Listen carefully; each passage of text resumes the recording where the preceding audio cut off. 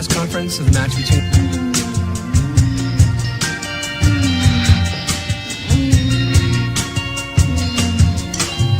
Sometimes people have sex in different ways. 69. And one way is a type of sex called oral sex. It's really good. I don't particularly enjoy it. Set the right tone, set the standards. No, it's not one of my favorites. And knowledge and also experience from different people. And Only if you're doing it right. I am very good. Every man thinks he knows which positions women love, but most are completely wrong.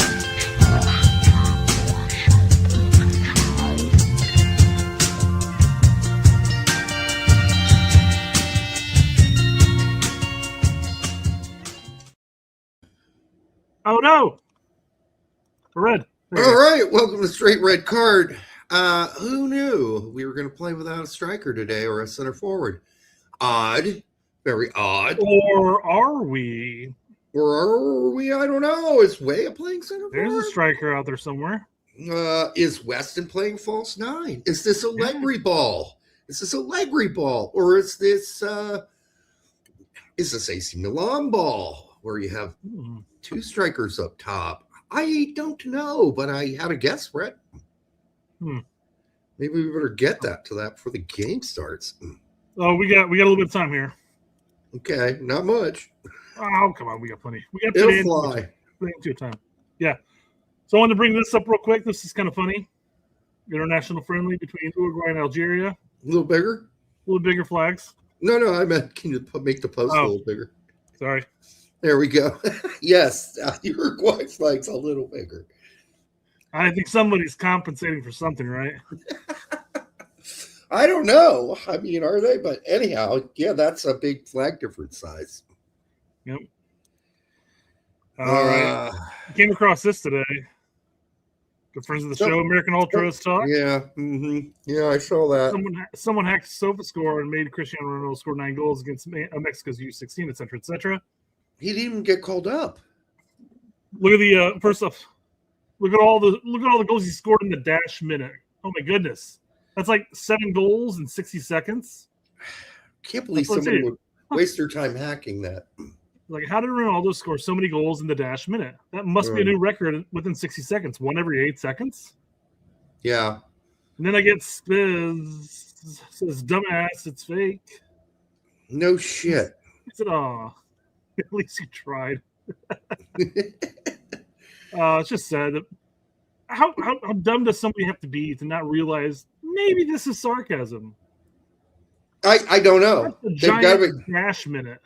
That's an idiot, I guess. I don't know. That's what I was saying. He's not a listener to the show. At least he's not. He doesn't follow me on Twitter, so we're allowed to make fun of him if we want to. Yeah, absolutely. What a dick, too, to just come straight out with the dumbass thing. So, by the way, on the screen, Chris Richards looks pretty fucking taped up. And they are reporting on Peacock, at least. It's a 4-2-3-1 with Aiden Morris holding alongside Berhalter. And up top, you got Weah on the left. You got McKennie on the right, Tillman in the CAM spot, and Pulisic playing center forward. We all know that Johnny Cardoso is not playing today because he went home back to Atletico. Where he got off the plane and wasn't injured. Yeah. So as many people made comments about this, because I commented, I'm like, I don't even know what to think of this. Because I'm sure he had tightness, and I'm sure this was all precautionary by Poach saying, you know what, we're just going to send you back. He's being respectful of Atletico. He doesn't want to take a chance. And I'm also sure that he's already judged Cardoso and knows if he's going to be there or not. My guess is they already had a deal set up before. Well, I mean, I think he would have partook in this game if he didn't have the tightness. He just would have played another limited minute game, if anything. Yeah. I don't know. If he's not injured at all and he's scheduled to play at the upcoming games, and we'll see if he does. If he does, that's disappointing in a lot of ways. It's Saturday. He could, if he didn't have an issue, if he was 100% fit, he could have played 45 minutes again today, going home, and still made it in time for the Saturday game. But I just think it's an issue where he felt the tightness, and Poach is playing it safe. Yeah, for a guy who's been injured ridiculously. His left testicle tightness is never good. All right, That one, though. we So- gotta get to this crazy. Oh, what's this? This is what Futmouth has.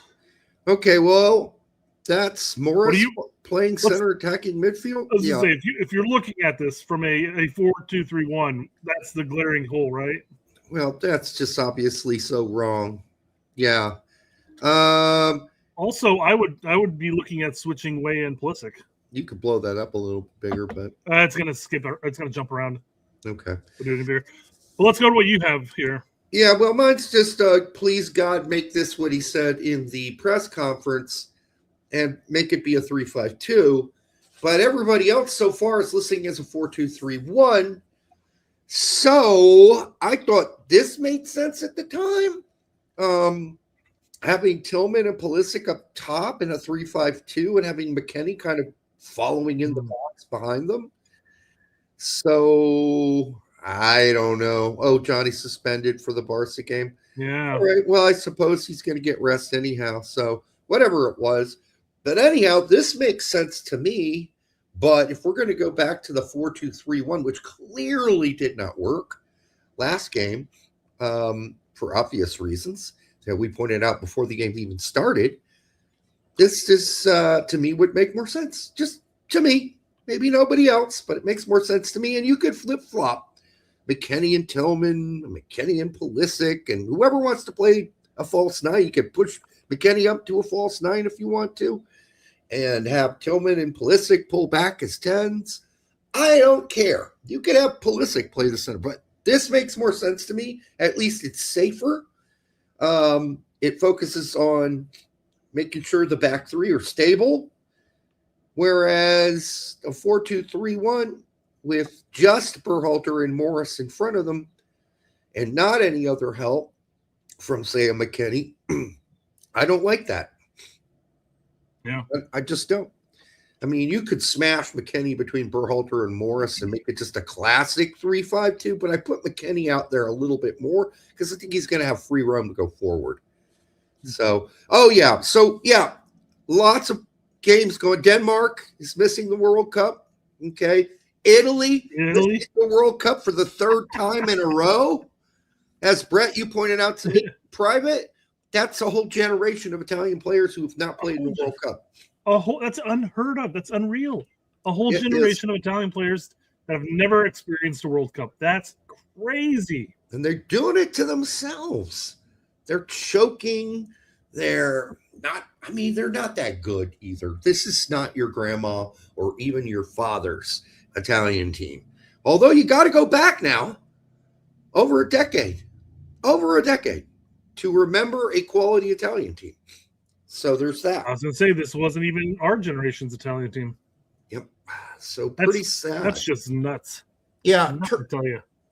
Our group is complete as Turkey defeated Kosovo today, which really wasn't that exciting of a match, honestly. You think these knockout matches would be fun to watch. That one was mostly meh. And then you talk about a clusterfuck of just disaster and just sloppy-ass play. That's the Jamaica-Congo game, which is still going on right now. I mean, that was just atrocious watch. Between the two of them, string a few passes together, guys. Jesus Christ. And then, somebody mentions the Czech Republic defeated Denmark. Sweden defeats Poland, which, not up that surprising. Any of these scores were not that, except for most people thought that Italy would beat Bosnia. I don't know why they thought that, because if you look on paper, Bosnia is a pretty decent squad. But paper doesn't play the games, obviously. Obviously not for Italy. So I'm just really curious as to what we're going to see tonight. Is it the standard 4-2-3-1? Is it a 3-5-2? I don't know. I think we're going to find out. So obviously, before the roster came out, Gelaza posted this potential lineup. I want to get your take on it. Oh, I knew it was wrong immediately. And the reason I knew that is I told you before this series started that Gio Reyna's not starting any games. And that's because he's not fit enough to. I think he's got 30 minutes in him, and that's about it. And so he comes in today. Again, it'll be off the bench. If this this setup totally implodes on itself, then yeah, we could see it earlier. We could see some changes pretty early. But people got their wish. Tim Ream's not starting. Matt Freese is back in goal. I don't think that makes that much difference. I don't think that, although there was one goal, that I think Turner should have, well, he got his mitt on it. He just didn't push it away. Other than that, I think that Turner played that horrible. He had a couple bad passes too. But it's not like Freese is not going to have a couple bad passes tonight. He's going to as well. Sure. And he might have the floppy oven mitt too. You know, I actually thought there were a number of passes that Turner did. That was actually pretty good. Yeah. I actually watched him handle the ball a couple times, and I wasn't like, If you want to shit on Turner because he's just not that good compared to all the goalies we used to have, that's fine. But don't shit on him in comparison to anybody else, because really, he's shot the bed no worse than anybody else so far that's played goalkeeper for us. And it's funny because we're at a point now where I would give almost anything for us to have the confident Turner that we had going into the World Cup last cycle. Yeah. Well, I'd be happy with that Turner, that goalkeeper. You know, I could go back to some backup keepers who barely ever got to play for us that I take right now. Back in the days. Yeah. Who's the real Salt Lake little Ramondo. dude? Nick Ramondo. I'd take Nick Ramondo right now. Yeah. Right now, I'd take him. Short game. As far as goalkeepers are concerned, at least. But there were others. Robles never really got to play for the U.S. men's national team. He spent his whole career in Germany, starting for German Bundesliga teams. But we were so loaded, he was just a bench guy. Who's the guy who played? Anyhow, there were others. I guess my brain froze there, and I can't remember them. But we had a lot of backups. So it's weird during the Howard years and stuff like that. Even looking at other MLS goalkeepers, I would feel confident with a young, in-form Sean Johnson or Bill Hamid, even. In form, yeah, young and in form, yes, for sure. Though Bill Hamid certainly fell apart. Definitely not aged out. No. Yeah, not those guys. I mean, Johnson's still quality. Competent would be the word I'd use. Competent. Yeah, that's probably a better word. Bill Hamid he crashed out. So there's that. I'd take a David Ochoa at this point. I don't know. I'm not going that far. Although I would take a Brad Guzan. Yeah. A quality in Europe, Brad. Marcus Hanneman. Yes. Another guy who played in the Premier League and never really got a chance to play for us because he was always a backup. So, yeah, we're dealing with that. Let's see how long always Richards... Always a bridesmaid, never a bride. Or never a bride, always a bride. That works out. Whatever that means. But, we'll see how long Richards lasts tonight. I'm a little concerned with as taped up as that knee is and that video you put of him kicking around the ball very gently and not very athletically. But maybe he was just chilling. I don't know. I was going to say it's possible. I was just reading too much into body language of a warm-up. Even the rondo that they were doing, it was a little sketchy looking, but I'm like, it's a warm-up. You know, whatever it is, what it is. And then your failure to completely endorse the importance of this game tonight by calling it a meaningless friendly. Meaningless friendly. I'm like, no, man, this is a very important friendly. That's how we got to frame this sucker so people tune in. But people probably are tuning in. I don't know if my mom and my brother are, or my former drummer Daniel. I don't know. We'll find out. I did get a couple calls before the show even started from people who are like, who have other shows that are like, what the is this lineup? Where is Balogun? Where is Pepe? And this, I said, might be one of those instances where Poach thinks he's smarter than the average bear, right? Yeah. He's like, oh, I have look at all those retros. I have an idea. Right. I have a brilliant idea. Yeah, how about no strikers, no center forwards? Okay. So maybe we're only going to run 2 to the World Cup if this works out, but this could be shambolic. Again, the only difference that might occur here is Freeman jumps in over Balogun and Way gets pushed up top, maybe. Yeah. You could have Way up top. You could have McKenny. Maybe he's been watching a lot of Juve and he wants to try McKenny up top. Right? Possible. Although in that top three, though, he's going to be in and around the box enough anyways. I don't know if you necessarily need to use him as an actual not striker. Well, if we're playing the 4-2-3-1 and Way is one of the white guys up in the three up top, and he's crossing headers into the box. I was going to say, that's a great point. Yeah. I mean, McKenny would work a lot better than that midget that called Christian Pulisic that we have on the team. So hey, he got the one header last game. It went 40 feet above the goal, but still. You know who's also really good at finishing, but isn't much of a playmaker, not as much as we thought he was? Tillman. So that's why I did what I did. I put Pulisic and Tillman up top and having McKenny trail behind into the box at the end and have Weah and Jedi out wide and then have that solid back three where they can all depend on one another to cover one another. Okay. And have Berhalter and Morris not move much. Can we put mine back up instead of this horse shit? I don't think yours is much better. I think mine is better. Mine is philosophically more sound than this. Yeah. 4-2-3-1 has never worked for us. Never. Doesn't matter. It's what Poach is going to do, and that's all that matters in the end. I guess it doesn't. It does matter that it's him. Yes, I agree. It's just unfortunate that we can't play three in the back, which was when we started turning things around for this national team. Before that, we were shambolic. We were horrible. And it's the fact that we had an extra guy back there to help. And I hated it when we first did it because I hate a back three. But I've come to embrace it as something that works for us.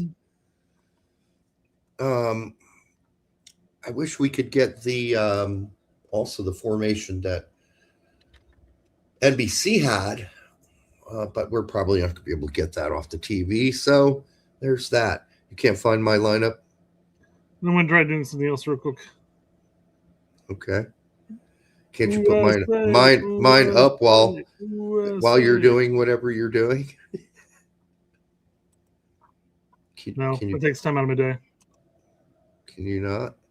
Chillax, man. That? Chillax. No, I'm not gonna do it now, dude. I'm not gonna do it ever now. I am chillaxed. You're distracting me. It's making me take longer to do what I want to do. I don't know what you're gonna do. Anyhow, do it. Take a doo-doo. I'm planning on doing it. I'm gonna do it. You do it. I'm urging you to do it. I'm urging you to do it. All right. So anyhow, we got minutes to go before the national anthems play. With this in mind, and this weird group of players with no striker, center forward, this could be really confusing for everybody playing. Or it could be a strike of brilliance by Pochettino. Is that possible? We'll see. But I certainly know that Morris is not playing center attacking midfield. I think we can all agree on that, Foot Mob. Okay. Yeah, what are you you're looking at bullshit, Siphon, and I apologize that it's still on the screen. I'm doing some research. Brett is currently doing some research and he wants to be left alone. All right. Not that he could have done this research before the show. But anyhow. Yeah. Okay. Are you happy? SofaScore at least has it reasonable. Okay, can you blow it up? You're really good at blowing things. Oh, what is this? What the hell happened? You told me to do something, and now it's really janked. I guess you're not good at blowing things up. It's not my forte, Derek. It's not my forte. I know. Takes practice. All right, it's still for ants, but it's better. At least we can see the people more they're at. Yeah, okay. No, I don't like this either. I mean, Berhalter is the lone holding mid and Aiden Morris playing right mid? What the fuck is that? Who came up with this? They threw the people in the middle. I bet you anything it's still going to be a 4-2-3-1, but at least this is closer. You know, I'm going to have a gigantic laugh if I'm right. A gigantic laugh. All right. This is bullshit too. It's not even close. It's a joke. I don't know why they would even put this up. It's nowhere near. There is no way this is happening. And it looks like what is this? Pulisic. Okay, Weah playing center forward. That maybe, but boy, that would be shocker if Weah is our center forward tonight. I mean, it's a position he used to play. Hadn't played it for eons. Jackie D says, I think Weah is right wing back. He could be, and if that's the case, we're playing with the 3 back, and yeah, maybe it is something closer. Are you serious that you can't put my Pulisic, Weah? Even Peacock has a 4-2-3-1 Pulisic up top now. Right. Can you put mine back up though, real quick, so I can go point out one thing why that makes more sense? So I agree with the right back theory, the right wing back theory for Weah. That's what I have. And the reason is, keep blow that up a little bit bigger. One of our weaknesses when we play 4 in the back is we can't defend worth a shit out wide. And depending on who Portugal plays tonight, are we really going to just throw Freeman to the Wolves? Is that what we're going to do? Are we going to throw Trusty to the Wolves? It just makes more sense to have 3 in the back. I hope I'm right and everybody else is wrong. I'm probably wrong, but tell me this doesn't make some sense. Now, having any center forward whatsoever doesn't make any sense. So I got to make sense out of what's not sensible. So anyhow, I think this works better. What do you not like about it? Maybe the fact that you put McKinney too far back and it looks just like we're playing a I don't know, 3-5-2 almost. Yeah, but I want McKinney to follow up in the box behind Pulisic and Tillman. That's fine. You know what I mean? You could have pinched him up a little bit so it doesn't look like it's like an MMA midfield type of thing. Yeah. It's semantics, Derek. It's semantics. Yeah.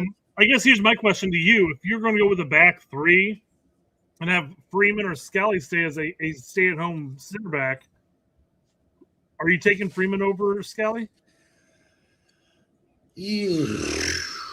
After Scally's last game, No, what the hell did he do last game? Fouled a couple times needlessly. He overextended himself twice. I don't know, but Weah overextended himself the entire game. What are you talking about? Yeah, I don't know. Here, game kicked off.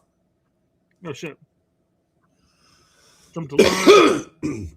All right, where you at? I've got no clock yet. 5, 6, 7, 8, 9, 10, 11, 12, 13, 14, 15, 16, 17, 18, 19, 20, 21, 22. Got it? Yep. All right. So that's what I'm thinking, Colin. Let's see here. Yeah. Well. Oof. Fudge. Freeze. Get back and go. Wait a minute. Who's who? That's us. That's us. We're black. Yeah. Weah looks to be on the right now. But that could just be where he was at. Well, we're about to find out. Edgar Castillo for $1.99 says Trusty is left-footed guys. Weah for sure is the right wing back. I'm assuming is what he means to say. Well, we're looking good right now. I can't really speak to who's playing what yet because it's a clusterfuck. Weah is on the right. I think Pulisic's up top. So, actually, oddly enough, I think Fatmob has it right. For the most part. I'm going to wait to settle in here. Pulisic, Freeman, and Trusty. Berhalter with the ball. Gets it out wide to Weah, who looks to be playing right wing or right wing back. Either one of their two. Winger or winger, right wing back, either one. We're not sure yet. We got to wait for this shit to settle down a little. I think it's pretty clear at this point, at least starting off, that he is Pulisic is center up top. Tillman appears to be out left. Weah is out right. McKinney's running the middle. No, he's not. He's in Atlanta, but he's not playing now. Who? Ronaldo. Oh no.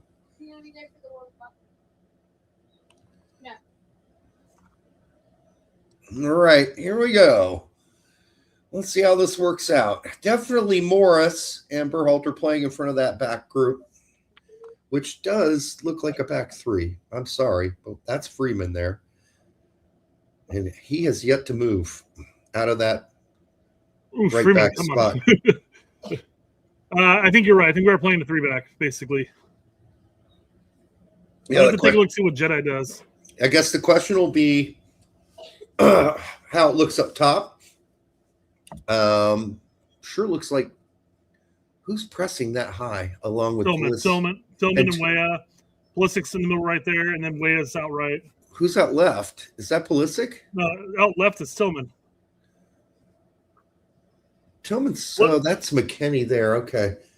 Sorry, just trying to figure out who the fuck is who right now. I'm telling you. So Pulisic has the wrap around his hand as usual. Probably I didn't take a look. Okay. I mean, we came out with energy, that's for sure. Oh, careful. Nicely done, Morris. Yeah. We're going to hold it up. Morris out wide. Little flick for Pulisic. 101. Mm-hmm. Oh, he falls. Back up. Looking for a dude. Looking for help. Looking for support. Finds Jedi. Tillman crashing the box and McKenny crashing the box. I believe that was McKenny actually crashing the box. Tillman was there too, but he was at the top. So Tillman's 11. All right. 4 minutes into the game. And we seem to be settling in here. Is that McKenny that high with Pulisic? McKenny was the one that just had the ball a second ago. Yeah, it's Pulisic and McKenny sitting right next to each other. In fact, almost holding hands there. Held feet at least, yeah. Out wide to Jedi with a good cross. Didn't get there, but a good cross. So offsides. Okay. Who was that showing up real late in the box for that? Berhalter. Berhalter. Okay. That's aggressive. That's aggressive. Yeah, a little bit, yep. Yep, a little bit offsides. I like the ideas so far.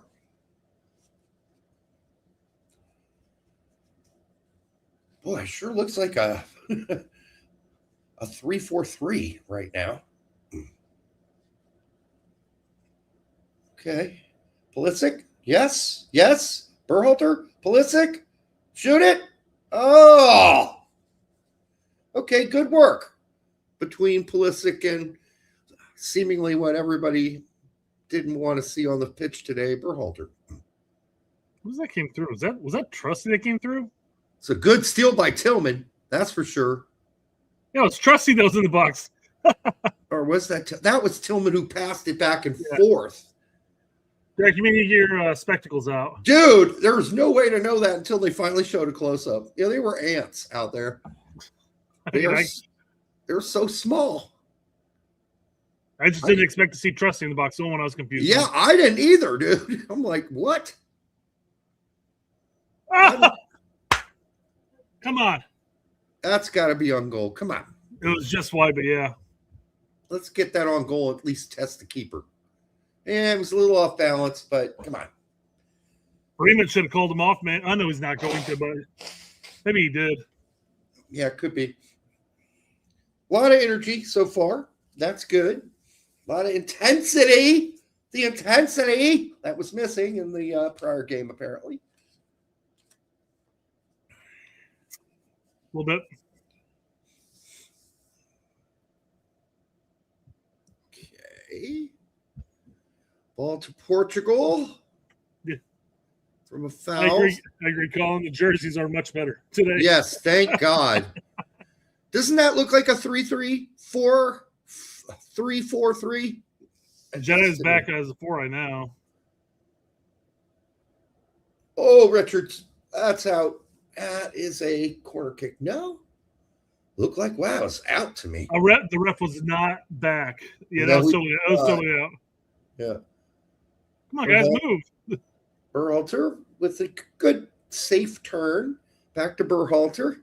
He's going to shoot it long. He hits somebody right in the face. Who is that? with the ball right now? It's Tillman. It's Tillman. Okay. So Tillman has the thing on his hand. He's on his right hand. Jedi's got on his right hand too, though. I know. That's going to be really fucking confusing because Pulisic has some tape on his hands too. I mean, you would think with a giant TV I'd be able to see a little better than this, but it seems like the camera's pulled way back on this. Goal. Oh, woo! Close. Nice Good, save. Good save. Good save. For a second there, it looked like it was bounced off his arms and went in. That was going in. Good save, Matt Freeze. That is a very good save on replay. Very good. Very good. That was going in, people. He got an arm on it, pushed it away. He looks pumped up, man. Portuguese have a corner kick. All right, everybody get a guy. Everybody mark somebody. Okay, they're switching kickers. Come on. All right, that was obvious. Play it short. Oh, my God, this is a set play. And it worked so bad. Or so good if you're Portuguese. Dude was wide open. Good block by Berhalter. Wide outside, too.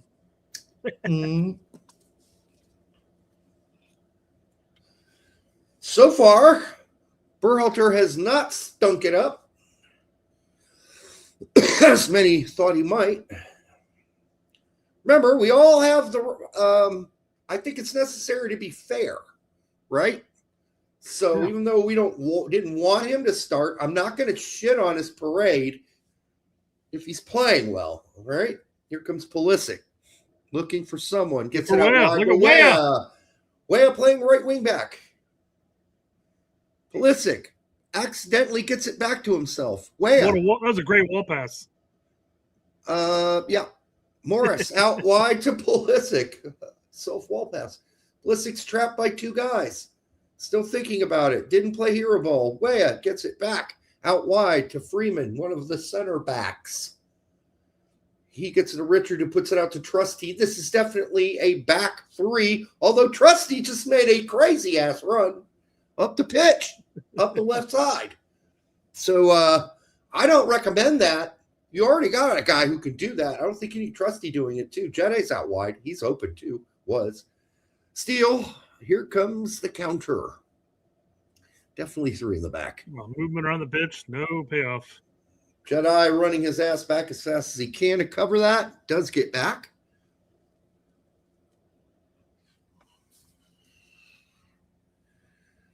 All right, Portugal just going to settle on having some possession here for a sec.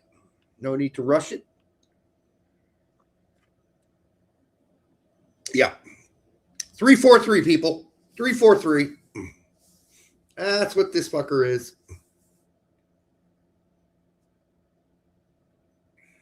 Yes.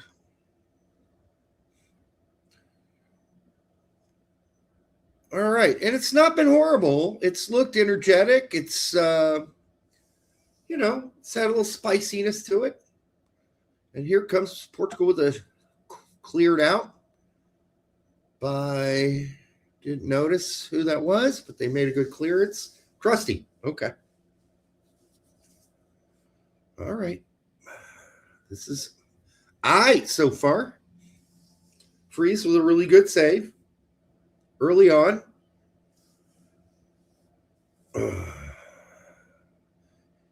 One of those kind of stretch saves where you get an arm or a hand on it, right? That we didn't get from Turner last time. They're delaying the corner kick. So there's some pushing and shoving going on between McKennie and whomever. Here we go. Up. Cleared. Looked by Richards, but I could be wrong. Who was Richards? It's a big blob of people there. Another cross coming in. That one was horrendous. Way overkicked. They're going to get that possession and still maintain it, though, even after that.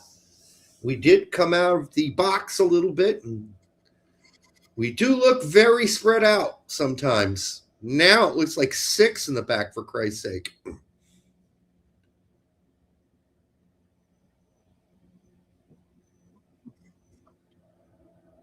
Okay, cross another one. That looked dangerous. Goes all the way out. Should be throw-in USA. Or did Freeze get a touch on that? I doubt he got a touch on that. Let's see. Oh, he did. He did get a touch on that. Fingernails. Fair enough. Wow. All right. That means Portugal retained possession. It certainly has Jedi isolated out wide, but he does have support this time. Although the 3 center backs are practically connected by the hip. They just spread out a little more now. But boy, when they get in the box, they tighten that shit up. Although Trusty's going to go out and help here. No, he's coming back. He's coming back. Freeze gets up there to clear this, but actually ended up going off a Portuguese player. All right, it is 3 in the back though, so at least Poach got that right. I'll give him credit for that, even though not playing a center forward is fucking weird.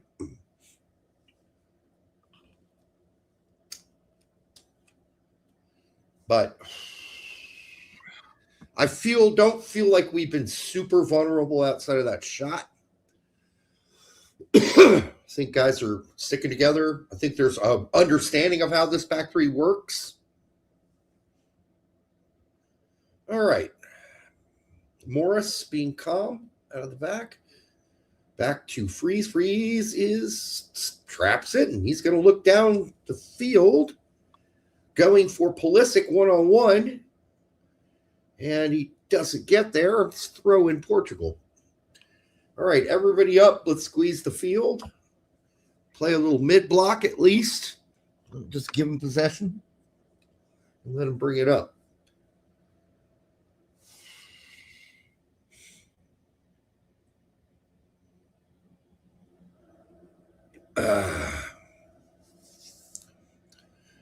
Is it McKennie having a spat with somebody? Another talk to, yeah. Just banged out by Portugal. Richards has looked pretty good. He doesn't look like he's hobbling at all, so this is good. You would think they would not put out a hobbling player, but no. So I wasn't that concerned, but then when I saw that tape on his leg, I'm like, damn.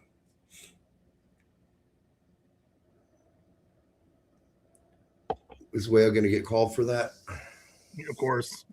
Okay. Of course. So when they do push us all the way back, we definitely dip into a back 5, which is fine. It's fine. At least we know what the fuck we're doing. Everybody's pretty much on board with this back 3. I mean, I don't see Weah pushing back in the defense at all. So I mean, I almost feel like on defense it's just like back 4. I think Jedi gets back, and I think they have a flat 4 at that point. Well, when they're in our final third, we have as many as 6 in the back. I just think I think it's our center mid duo pinching in. Well, we'll see next time. Yeah, but it's a lot of people. Here we go. Pulisic down the wing. He just waited a sec too long to throw that down the line. Ooh, Portuguese keeper getting a little fancy-pantsy. They lose it. Weah's got it. Oh, no. He kicked it right shot. Left foot shot next time, man. Come on. Yeah. Tip it to your left foot and just crank one. You got to take it. All right, that was an opportunity. Good pressure from Tillman and Pulisic.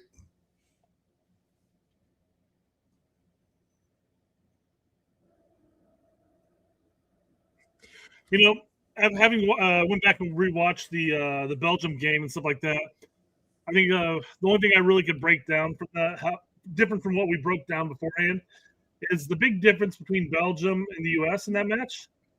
Is Belgium finished their chances, U.S. squandered theirs. Did not, yep. Because honestly, McKennie should have scored as well early on. Pulisic scuffed twice. Yep. McKinney missed one. Weah scuffed a volley. Jedi had a great save on his rip. Balogun had a shot that was saved. Great example there, by the way, of when Jedi could not get back, Trusty was able to get over there and cover, and we still had 2 guys playing center back. So that was a good one by Trusty. Go ahead. I'm sorry. It was live play. All right. William, tripping out. No, I think you're right about that. I think a lot of people forget that McKennie definitely had a point blanker. Hmm? Pulisic had 2 scuffers. Yeah, I mean, that game could have been 3-0. Just think if it was 3-0, how different the game would have been. And somebody brought up a great point. The difference between the Belgium game and the Uruguay game is that in the Uruguay game, we scored our chances and we put the game away early. Yep. So that's the big difference between the two. If we don't put away our chances and we allow the other team to continue to stay in the game, then we're going to get burned, especially against the better teams. Yeah. Not to mention how much passion and excitement that gives you. I'm not sure why Richards is – okay. Well, Richards went on a little run there. It didn't hurt.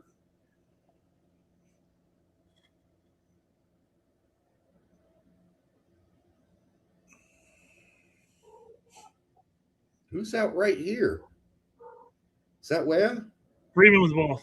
Freeman. Okay, I'm sorry. Sebastian Berhalter who plays it up to McKinney. That's a really nice – he whiffs it. Oh! No! Get He wasn't offside. No way. Maybe he offside? was. Maybe he was. Whatever. We'll see. All right. It didn't look like it. Right. Yeah, I guess he was. That's tight. We're looking for those a lot more, though, than we have been in the past, these sort of mid-range to long-range through balls.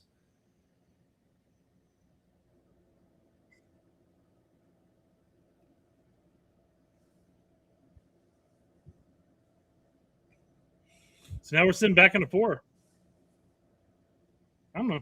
We're fluid, okay, Derek? Yeah, well, there's no reason for Wea to pull all the way back into that spot right now, right? There's nobody over there. So he's doing the right thing. This is a very condensed, but he's quite a long ways up the field. There's no doubt about that. Jedi definitely having more responsibilities to make sure his ass is back. But we'll see what happens when Wea's got the ball way up the right side, or when Jedi has the ball way up the left side. Does now it's off the shit though. Does Wea? Well, yeah. Come on, bro. What does Wea do then?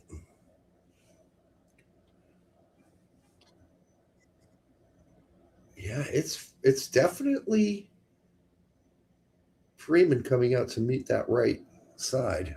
I'm thinking again. I'm kind of leaning into the fluid Reams fluid for Jedi having all the offensive responsibilities, because Jedi kind of just pushes up a little bit. Not Jedi, sorry. Wea. No. Wea having more Freeman. offensive responsibilities. Freeman has all the defensive responsibilities. He's the one. Yeah. He's letting Wea do whatever he wants. Because right now, that's a back 4. That's a back 4. Yeah. And yeah. But I mean, it's on the other side of the pitch. One wonders if we switch to the other side, we switch fields, if it looks similar. But I haven't seen that. Because look at Wea. He's at midfield. He's way up the pitch. He's a winger. So we'll see if he ever decides he has defensive responsibilities. But Apparently, Congo are leading Jamaica an extra time. I'm not shocked. There's no team, again, that has really good players on paper that continues to be that awful than Jamaica. They and their federation are a disaster. All right, good push out. I think that was Morris. Way up the field to Wea, who is running like a banshee. Cross to Midget. Midget misses it because he's not going to get out. It wasn't on his head. It was on his foot. I know. Just weird. Oh, a hammer shot from Morris, I think. Or was that Berhalter? Who could tell? I think it was. That's more. Yeah, it's Berhalter. Yeah. Berhalter, okay.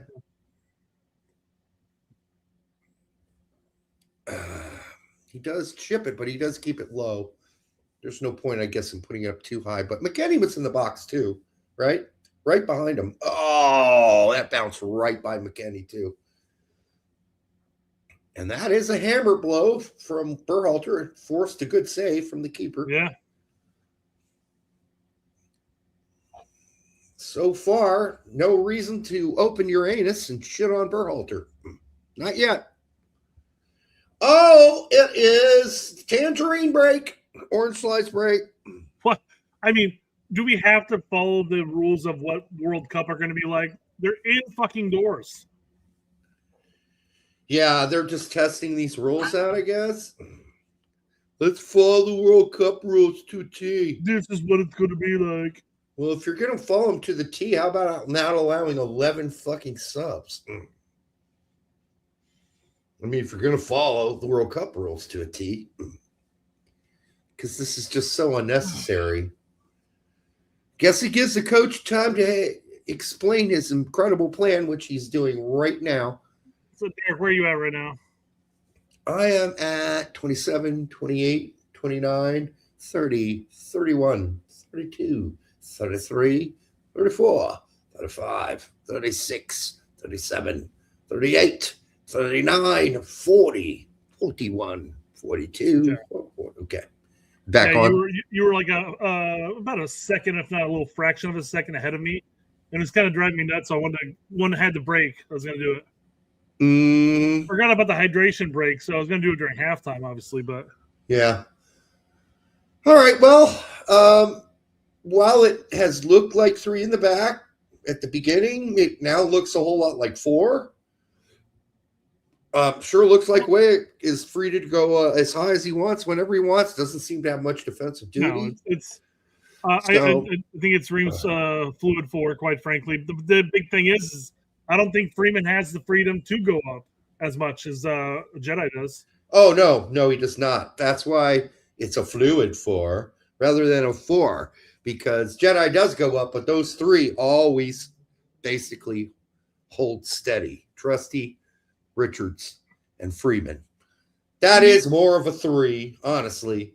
It's basically Jedi's coming back because Portugal will be pushing up the right side. So I wish, Fatmom's been doing like the heat maps for all the European leagues and whatnot. I really wish they had the heat maps for international friendlies too. But it is what it is. Why is Ream treated like he's Riquelme? Well, he's not Riquelme, obviously, because they don't play the same position. But although it's not affected us here very much, Ream, generally his biggest positive, outside of his biggest negative that we already know, his biggest positive is his passing, right? His passing out of the back, his ball handling, his footy skills. So, but if he becomes too much of a liability, then at some point you have to say, I don't care how good he is with his feet. He's too big of a liability as a defender. So hopefully Poach figures that out and makes the right decision going forward. I love me some Tim Ream, believe me. Played on Fulham for eons. And I am a Fulham fan. Oh, boy, this beer is good. Same beer as usual, by the way, for people watching. Oh. For the 180 of you who were here, more or less, earlier, make sure you like, subscribe, share it with your grandma. Give your stepsister a kiss on the cheek.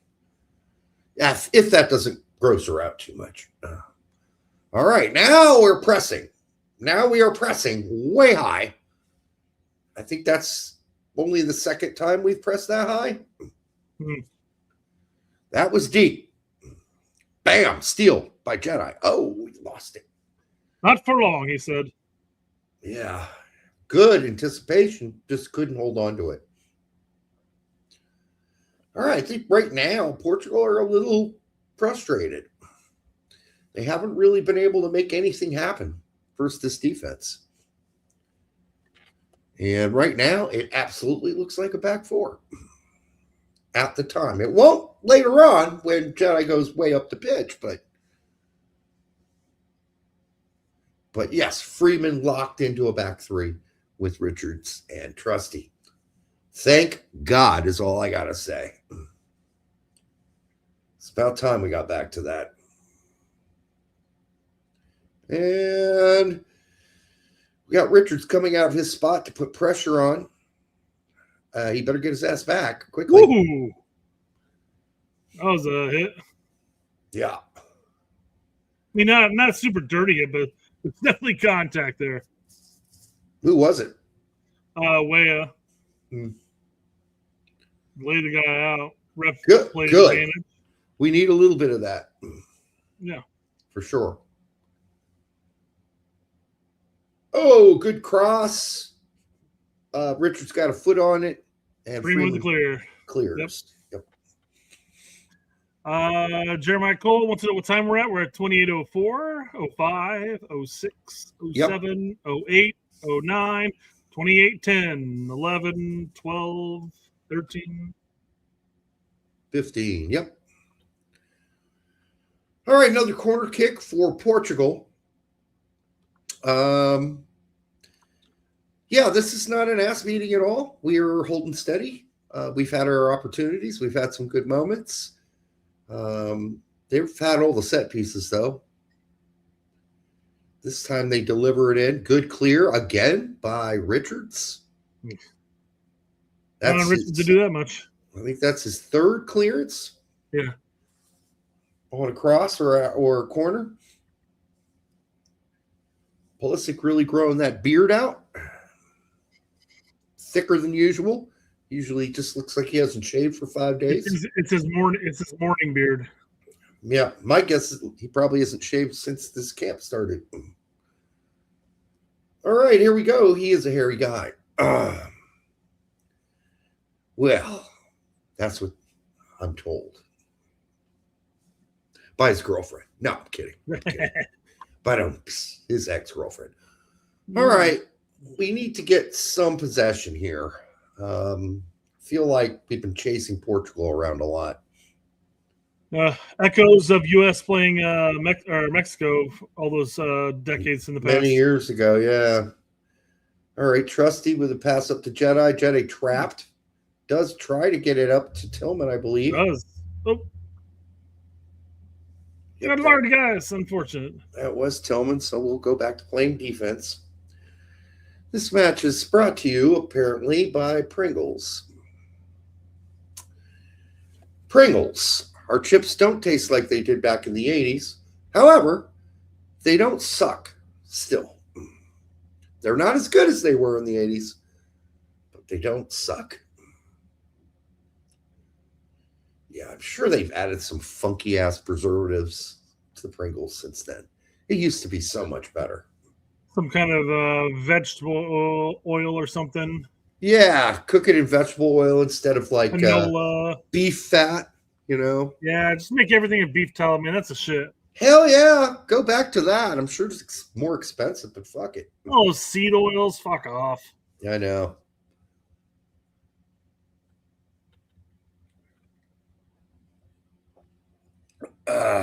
What do they got? What are all the seed oils? We got vegetable oil. We got isn't there avocado oil? Avocado I've never tried. Sunflower seed olive, oil? Obviously. Olive oil I like. Of course. That's almost not only is it good for digestion, but it's also good for the skin and hair. What is? Grape seed oil. There's another one. Never tried that. Have you? No. I tend to stick to the regulars. I don't dabble, especially when you start hearing all the negatives behind seed oils and stuff like that. Yeah, a lot of negatives. My question is, how many tiny little grapes do you have to kill to get all those seeds? And apparently, it's just it's the grape seeds. Yeah, it's a lot of seeds. You got to squeeze those fuckers hard to get oil out of them. All right, here they come. Cross clear by Richards. Well, I mean, that's the equivalent of saying, well, you got to squeeze a lot of almonds to get almond milk, right? And you do, actually. By the way, they're soaked in water when they're done. The process of making almond milk apparently uses up 5 times more energy than just making like cow milk. So, okay, you're eating healthy, but it's an energy waster. But you got to deal with cow farts afterwards, Derek, and that's destroying the planet. So Yeah, all those cow farts. That's true. Forgot about those. There's some other issue with almond milk too. Carlos is saying there's literally nothing wrong with seed oils. I don't know. I've been seeing a lot of things coming out about talking about seed oils. So I don't know. Maybe it's all fake news. Like, hey, don't eat eggs because or butter. Yeah, butter and eggs are bad. Turns out they weren't bad. Almond trees. All right, go! Get it! Freeman, get on there, Freeman. You see him back off a second? Yeah.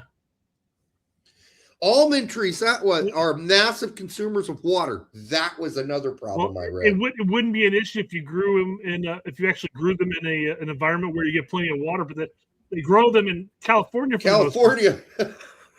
Where there's not enough water. Yep. That's why almond milk is so inexpensive. Well, it's so weird because you can grow almond trees and get good production here in Indiana. Yeah.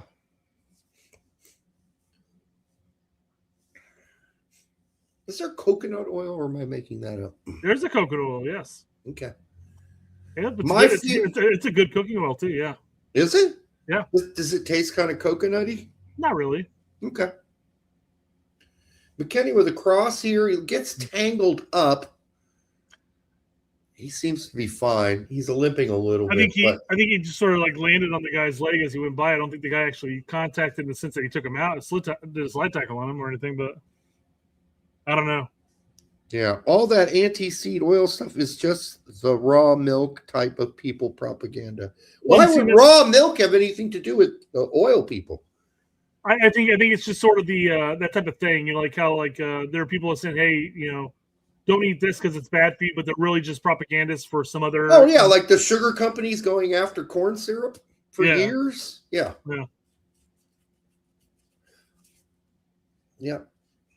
All right, here it goes. Berhalter, no, it was a fake set play. It ended up being Morris taking that. I would have preferred. That was Pulisic who shot it. I would have preferred Berhalter kicking that. Well, Berhalter played it back to Pulisic. I'm pretty sure it was Morris. We can relook at that. I literally have. I'm like 3 inches away from my computer screen, dude. No, you're squinting at a giant TV and can't see shit. Hey, if I'm right, you're gonna have to apologize, Brett. All right, that's a big shot. Play the replay. I think that's so unnecessary. Just take the kick. Take the fucking kick. You got everybody in the box. It wasn't a bad play. The defenders just got in the way. Yeah, but I think that's predictable. Who was it? That was Freeman making that lay off to Pulisic. Yeah. Pulisic drags it wide. It's a good setup. Honestly, that's a really good chance. Wow.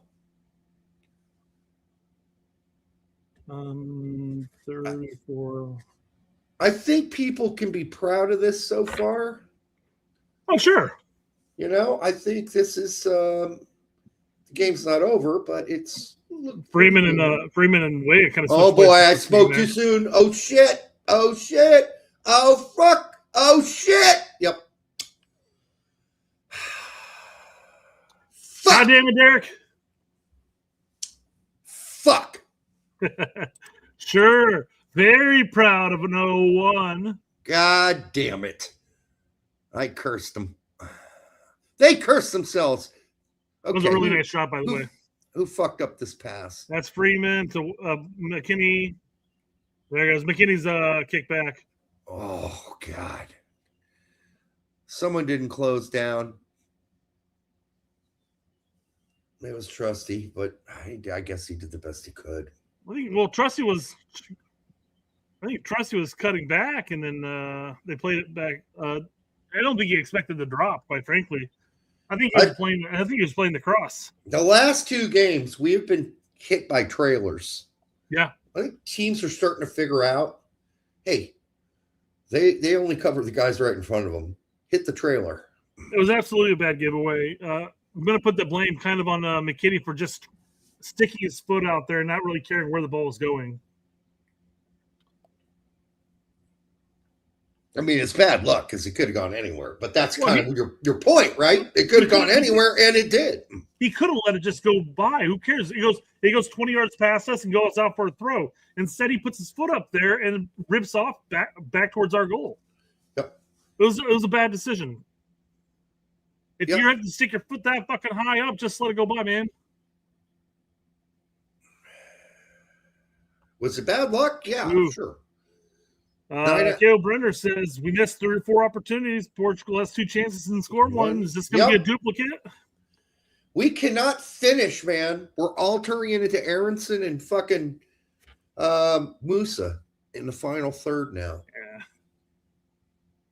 Looks like Jamaica lost. Not shocked. Was that just like a friendly? What was that thing? No, it's a World Cup qualifier. Oh, World Cup qualifier. That's right. Yeah. They're out. Yeah. What a bunch of fucking losers. With the team they had, that's just... Well, I know it's on par, though. It's on par for Jamaica, quite frankly. Absolutely. They're a bunch of fucking losers who have a good team on paper. Now, there were discipline issues, right? So I know a couple players didn't make the team because of discipline issues, but that is also what makes you a fucking loser. All right? Yeah. And the federation's a fucking goddamn joke. They're embarrassing. And I don't want to ever hear any Jamaicans talking shit about Americans, Colin. You're right. Fuck that. What makes you so fucking superior in soccer? Although I have seen them do that online. I'm like, who the fuck are you? You think somehow Jamaica is more an advanced soccer country than us? What a nice fucking tackle, joke. Morris. What a joke. Bad pass, Tillman. Let's see the number. It's like, shit, who was that? Is that Tillman? Who was it? Jonathan Thierry says, am I blind or was that giveaway by Tillman? No, it was Weston. Tillman's on the left. Anyhow, Congo, congratulations. I think it's the first time they've been in a World Cup since they were named Zaire, which was a long time ago. As for Jamaica, I don't feel sorry for you. Shot your own foot. You should have not even had to have played that play-out game. Yeah. You should have won your group, but you're a fucking bunch of goddamn chuckleheads. Sticking for $5 says Pepe, Ballo, even Ajiman would have put at least one of those chances in that. Probably. Pulisic's shot has been off for 2 games now. Not to mention off for AC Milan as well. In fairness, that was just off, though. It wasn't a bad shot. It just wasn't great. Right. Jedi hums one off. It's a second game he's done one of those, man. Man, it's a rocket. Just needs to get on frame. And I've been saying it for years. When did soccer go the way of not letting players just rip a nice 25-yard shot? 30 yeah, let it rip. I've had it, man. Make that goalkeeper earn his paycheck, you know? Fuck yeah, dude. I am so sick of this. Oh, it's too far out. Let's dribble it into the goal. Yeah. No, let it rip, dumbass. All right. Question is, can we get one back? Oh, Trusty taking a fucking face full of grass there. Whoopsies. Yeah. Morris being calm. Back to Morris. That was well worked out by those two. Yep. Pulisic gets hammered in the ass. That's not a foul. He got rugby. Yeah, it's not a foul. He got... Oh, now that's a foul on Pulisic, though. Right? Oh, and he's going to get a talking to after he just got royally humped in the asshole. Yeah. You know that's assault. That's assault in 49 states. Is Richards the captain today? I think he might be. Maybe he has been in the past. Yep. Oh, come on! He didn't even accidentally step on his foot or anything. Well, I mean, I'll say props to the Portuguese player there. It's not like he made a deal out of it, and I'm okay with that. When there's contact, he goes down, but he's not. He's like, my leg. You know. Look at. Is this Jedi going here? Who the fuck is that? Jedi. It's Jedi. No, Jedi's way out left right now, dude. Way out left. Oh, you're right. That was Tillman. Tillman, yeah. Oh, what happened there? I guess it went out of bounds. Way of throwing it in. Inside to Berhalter. Berhalter to Morris. Morris out wide to Freeman. Freeman inside to McKenny. McKenny looking it back from way cleared on the cross. Not bad little cross, though. No, not bad. I mean, Pulisic was there if the defender didn't clear it. Now it looks like Jedi's taking the corner kick again. Man, Pulisic has lost all free kick responsibilities. That is good. Thank God. By the way, yes, Colin, the Portuguese kits suck. They suck. They look like the freaking Belgium kits. I think his referee wants to get McKinney's autograph. Why is he constantly talking to him? I don't know. Again, corner kick. Why with the short shit? What has that ever really done for any team? I guess Pulisic did take the corner kick in the end. Yeah, right. 90% of the time, what does that ever really earn you? I fucking hate it too. I fucking hate it. You've got a great set piece. You can't be offsides. Yeah, tell me. Just a second, just a little bit. He just got under. If it was a fraction of a second later, he would have laced that right in the back. Yep, he needed to let it drop. Drop another 4 inches, he would have been fine. Second for $2 says no nines makes us a tiger with no teeth. We've had our chances so far, guys. We're knocking. We're just not putting it away, unfortunately. Yep. And I mean, having a striker out there might make a difference, but then you also lose the mobility a little bit to an extent.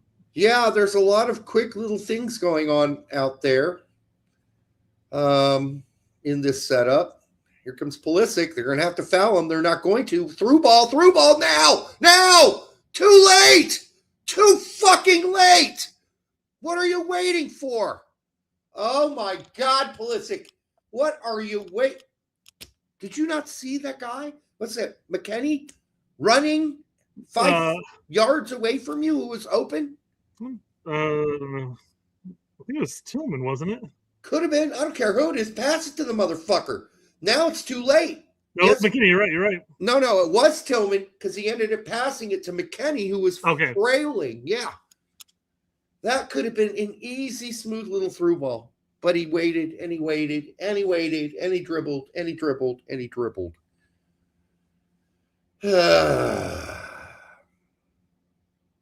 Like to see a replay of that.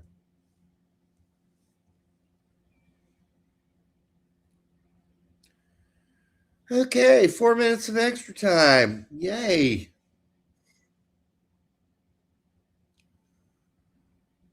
All right, Trusty. All the way to Freeman. Freeman up to Morris. Morris back to Freeman. Freeman over to Wea back to Freeman. Freeman through ball. Sneaky to Tillman. That's a good layoff. Oh, and I'm not sure who that was going through there. Tillman, my bad. Well, Tillman with the ball, but Pulisic was there right there. Yep. Coach wants a foul of some sort. I don't know. Speaking of coach, did you see all the articles coming out that Pochettino is like questionable what he's going to be doing with his future? He might be with the States afterwards, after the World Cup. We don't know. I don't think so. I don't think so. And plus, it would definitely break our one cycle rule or yours specifically. Mine, yeah. I mean, I know it's only been 2 months or 2 years, but I mean, I gotta have principles, you know. If you blow my dick off enough, I might go, yeah, I'll have you again. That sounds horrible, but Bruce did enough for me in 2002. Whoa there, Derek. I mean, if you blow my dick, I'll accept your hiring again. Yes, and I said hard enough. So yeah, you do that good of a job, like Bruce did in 2002. I'm like, yeah, okay, you've earned another go. You've earned the right to take that one more step. That was a good This ball. is a really good group of balls here. Nothing I like more Pleasant, than get in a there. grip. Hit it. No! Just take the shot for the love of God. Why? Shoot the ball. Why did we have to turn around? And do-si-do. You had an opening. Take it and blast it. What do you want to dribble it in the goal? Great pass from Tillman. Great first dribbles. All right, right here. Bam, kick it. Kick it. No, don't fake kick it. God damn it. He faked it and then tried to pull it back.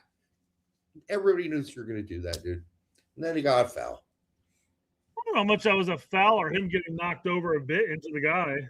But still, it wasn't much of a foul. I'm accepting the foul because he didn't take the shot. Rip it.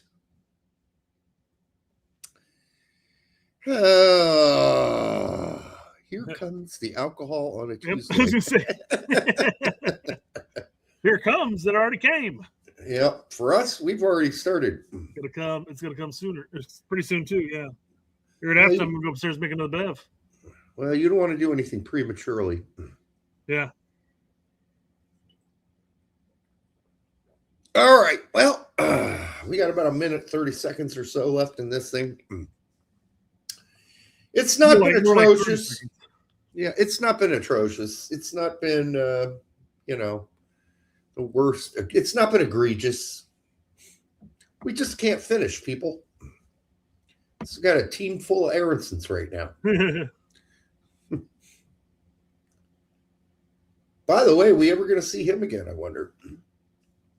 I don't know, man. I don't know. I mean, he plays CAM and he's not a scoring threat. All right, there's halftime. Here we go. You really want a CAM who's not a scoring threat? Kind of the whole thing about being a CAM is being a maker of assists and goals. Yeah, maybe like an off the bench. We need some energy to spark something, I guess, type of player. Maybe close the game out. You just want to have some high pressure defense, or all that energy on defense. All right, so thoughts on the first half, real quick. I don't think. I mean, quite frankly, this is a pretty good and entertaining half. We just again are not finishing any of our chances. No. And then we fell asleep. We fell asleep off of one bad decision by McKinney in that sense. And we got countered and they scored. A really nice goal, too, by the way. It was just perfectly placed. Just out of Freeze's reach. Right. I guess looking at the second half, first off, we're looking at the second half. What are your thoughts? I mean, listen, we're not getting clowned. Okay. That's the good thing. We're competitive. As we said, we're not finishing. So we'll see. I don't think there are going to be any changes right off the bat. I would think not, but I could be wrong. I can't see that. I think they're playing competently for the most part. The back three have held together. Freeze made one really exceptional save. No way he's stopping that goal, though. Yeah, that's about it. Yeah. I guess looking at the second half, if Poach does make a halftime decision that wasn't pre-planned or because somebody's feeling any tightness or anything like that, if he's subbing one person on, who do you think it's going to be? Who do you think is going out? Let me rephrase that. By the way they're playing right now, you could pull Pulisic and put in Balogun. I mean, that would be a decision. And quite frankly, if you had to pick somebody on the pitch that probably could go, sure. But then you lose the what if factor that he can bring. Well, it's been a lot of what ifs here in 2026 for Pulisic in general. And not a whole lot of, but yeah, it happened. Mm-hmm. So maybe put Balogun in making those runs. Maybe he shoots that instead of trying to pull it back. Maybe he outruns the guy. I don't know. But, I mean, Tillman's making, and McKennie's made some good passes here, and we've wasted them. So Do you think Poach falls back in with Balogun, or do you think he's going to reward Pepe or Ajiman, who both resulted in a goal against Belgium? Yeah, he's probably not going to pull Pulisic out. I'm just I don't think so either. just throwing that out At there. least But not at halftime. yeah, Maybe like in the 60th minute. Sure, why not? yeah. So I would expect some changes at the 60th. The question is who. At least we're seeing something exciting there with Tillman and McKennie doing what they're doing. I think Morris and Berhalter have been fine. I haven't really noticed them being a detriment to the team at all. The midfield is doing its job. Yeah. What as Colin says? What about moving Weah up to striker and I wouldn't be against it. I just don't think Poach is going to do it. Yeah, I just don't think he is. So I don't think that's going to happen. Larry says the two wieners at center mid add nothing to the offense. Berhalter had a nice rip on goal. That was something. But I mean, their job is more to disrupt the play, receive the ball, and progress it forward, or help out on the defense, less than getting up into the attack or making that final pass. Number one job is to protect that back three. Yeah, that's their number one job, and to transition it out of the back three to, a midfielder or an attacking player, and do it at least in a safe way, which they've done so far. Defensively, they've been okay, and I think they've done an okay job so far. I don't have any reason to throw shit at them, either of them, like a monkey might. Mr. J says, is Poach trying to win the game, or is he experimenting? Probably both. Richards looks like he got hurt. I didn't see that, but I didn't either. Yeah, Poach is trying to win the game. I would suggest to you he also wants to be the reason we win the game, which is why he's made this crazy move to not play as a center forward, which is way out of the box thinking. But if it works, then he can say, oh, look at how smart I am. I'm a smart coach. I make this change and it work. And, Siphon says for $5, we're not clown because of defensive changes, but our front line is all flash, no substance. That is a great summary.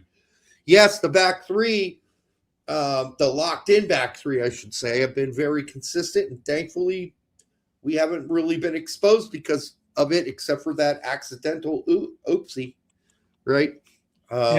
Which I'm sure no one's expecting that ball to go where it went. That was kind of a freakish thing. Well, and looking at our chances, I mean, Berhalter had a rip, Jedi had a rip, Tillman had a rip, and then Pulisic should have had at least one shot on goal, but failed to take a rip, and also failed to make a through ball to Tillman when Tillman was open. He was open, and you waited, and you kept dribbling, and you kept dribbling, and you kept dribbling, and you kept dribbling. And in that shot that he didn't take, he kept dribbling, and kept dribbling. It's like, fucking look up and crank a shot, motherfucker, or make an early pass for Tillman. Also, Pulisic, I just saw the highlight, but Pulisic did have his rip too that just went wide of the post. So we had chances. We had chances. Just like against Belgium, we had chances. We didn't put it away. Big question is, we're down 1-0 at halftime, which isn't too far off of where we were against Belgium. Will we crumble, or will we stand up? Depends who we put in. Yeah. Yep. And we could crumble. Would Tessman make a big difference? Maybe. I don't know. Not a big one, probably. At this point, I wouldn't rock the boat with the center mid pairing until about the 70th minute at max. You're looking at offensive options. I mean, is it going to be Aronson? Is it going to be Reyna? No. Oh, you said offensive options, and then you said Aronson. Yeah, of course. Yeah. So, I mean, who else are we looking at? Looking at a striker or two again? Pepe. We basically played. You talked about at the beginning of the game how he talked about playing a two striker formation. We pretty much played that with Pepe and Ajman last game at the end of the game. So, yeah, I don't think that's going to happen until way later. Oh, I agree. Maybe one goes in earlier and the other one comes in later. I don't know. But if I could pick one player that fits into this through ball stuff we've been doing, and this which has been really effective, It's got us many runs. It's Balogun. This is perfect Balogun territory. Except Pulisic's not good enough at it to finish twice. Yeah. He blew 2 extremely good breakaways. Like, I'll be right back, Derek. I'm going to make another drink real quick. 3 on 2. That's unfortunate. You cannot do that. And I'm not saying it's all Pulisic's fault, but come on. Sitting here screaming. Yeah, that was Berhalter's rip they just showed, which was a pretty good opportunity. Pulisic's played well up until the moment he's been in the final third. And then he's suddenly become Brendan Aronson. I don't know what's going on. He's afraid to pass it. He's afraid to shoot it. And he's, put his foot on the ball after he fake shot it. Of course, maybe he just didn't want to shoot it with his left foot. That can't possibly be it. That cannot possibly be the problem here. By the way, kind of hilarious when they asked Tim Ream in the presser yesterday whether or not he thinks there's a difference for him personally when he plays in a back three versus just playing with one other center back. And he fucking outright lied to the press and the cameras and said, no difference at all. It's the same thing. I just go out there and play my game. Fuck you, you do. Fuck you, you do. You have a lot more space, time, and coverage when you're playing with 2 other center backs, you jackass. Can't you just admit it? I mean, what would be the harm in saying, I probably am more comfortable playing with 2 other guys, but, it's my responsibility to be prepared to play with one other guy. And sometimes that can be difficult for a lot of different reasons. Just come up with some shit, but don't. I mean, everybody in the press room knew you were lying in that answer. Just look at your face.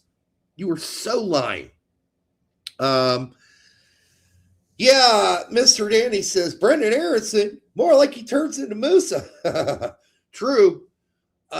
Either one works for me, although Musa scored a couple like right before this, a couple of months ago, and then Brendan Aronson's actually had some assists and goals this season. I think he had 1 assist, but he's had some goals this season for Leeds.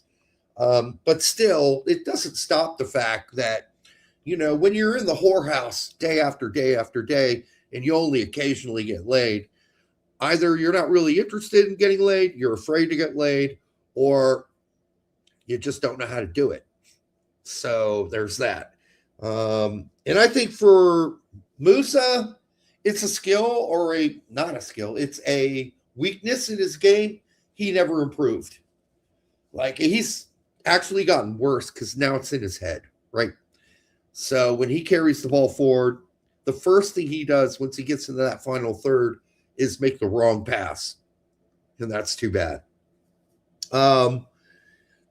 Hey, I got a question for you, Brett.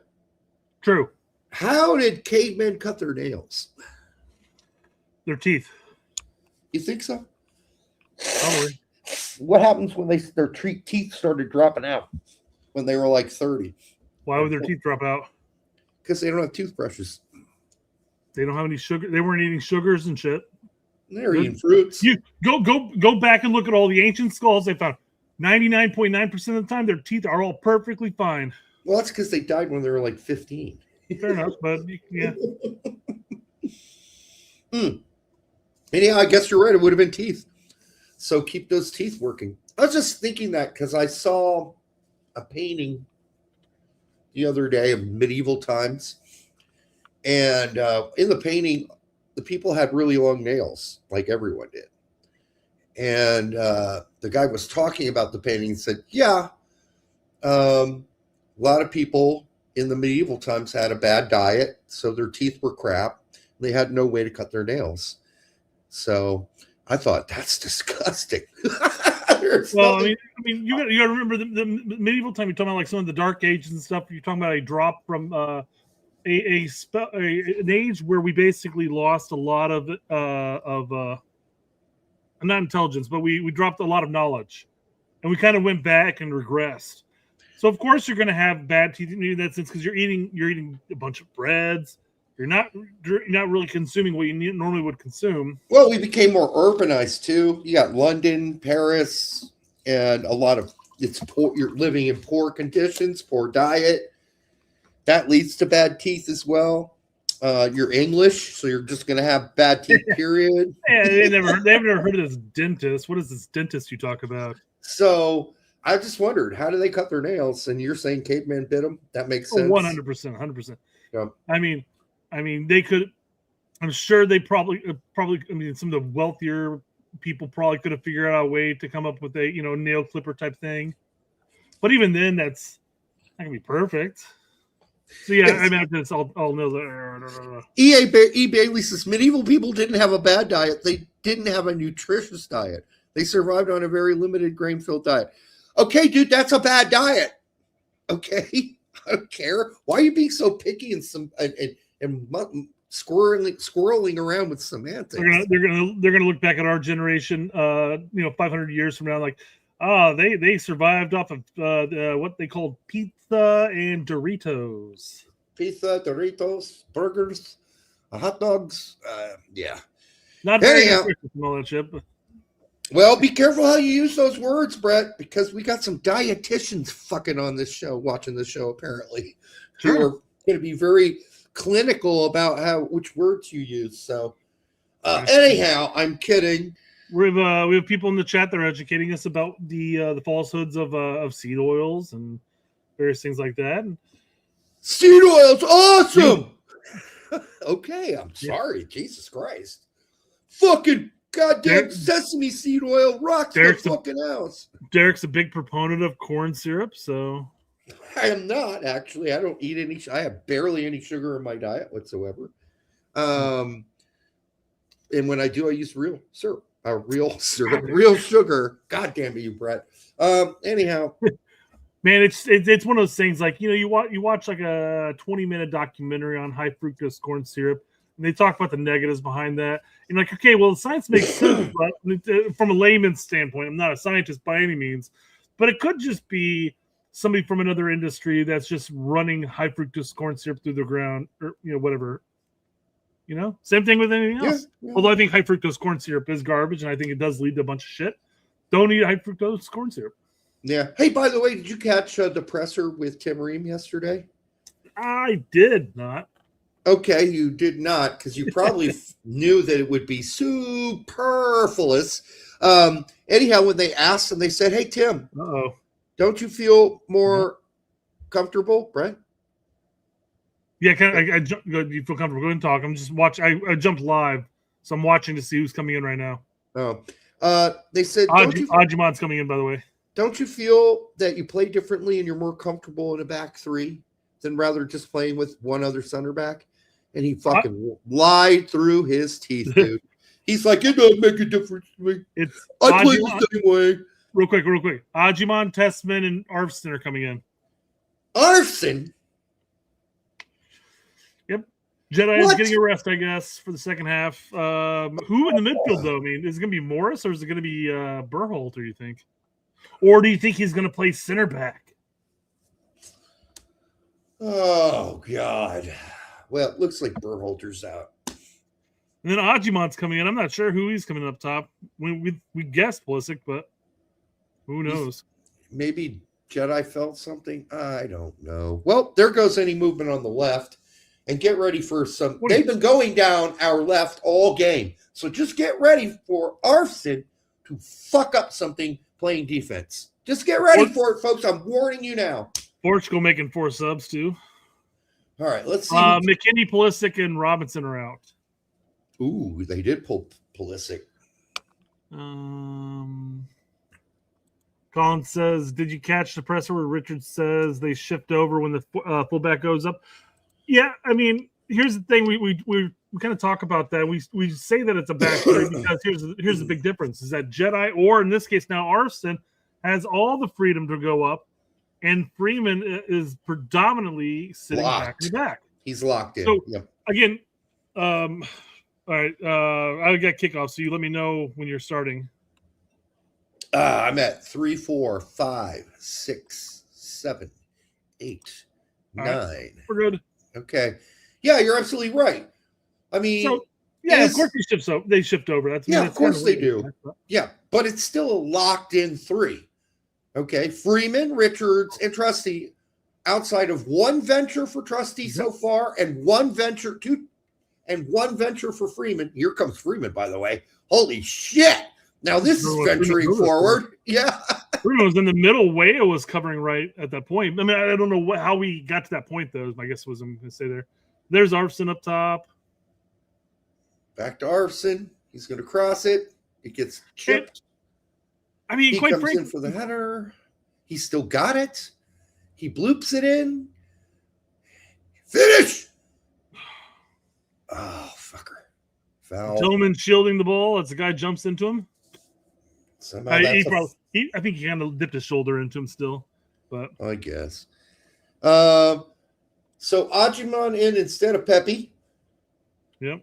So pretty clear indication of, at this point, what Poach thinks is important to him, which is a tall, gigantic mammal in the middle who can head the ball in. So I expect a lot of crosses this half. A lot. Yes, that's true. Ajimon would not have scored with it. Pepe was the one that poked it away. Although Ajimon had a side bicycle later that didn't work out. God, Jesus Christ. All right, here we go. So with McKinney out and Tessman in now, who's playing up higher? We're going to have to figure that out, aren't we? I see Berhalter up there. I see Morris in the middle now, and I see Tessman a little further back. It almost looks like it's MMA, but then again, look at Waya. Waya's out there on the right. Not even getting up. Looks like Tillman and Ajimon are playing a 2. Yeah, it's good. Could this be a 4-4-2? Is that possible? I suppose. I would hope not with Arfson playing left back. Yeah. Well, that's what it's looking like right now. Waya's kind of sitting up a little high still. It's looking like a 4-4-1-1. That's what it looks like to me. We shall see. Obviously, we got to give it more time. Maybe it is a 4-4-2. Even Colin says Berhalter's at left wing, it looks like. Yeah. I'd make Waya out wide right, and then Tessman Morris in the middle. Neither of which are really super offensive, although Tessman can push up into the Tessman's definitely in the middle. It's looking Morris can do it too, though. It's Tessman and Morris in the middle. Berhalter is out left, it looks like. Yep. This is interesting. This is a 4-4-2, motherfucker. That's what this shit is, with Tillman playing as it's a 4-4-1-1.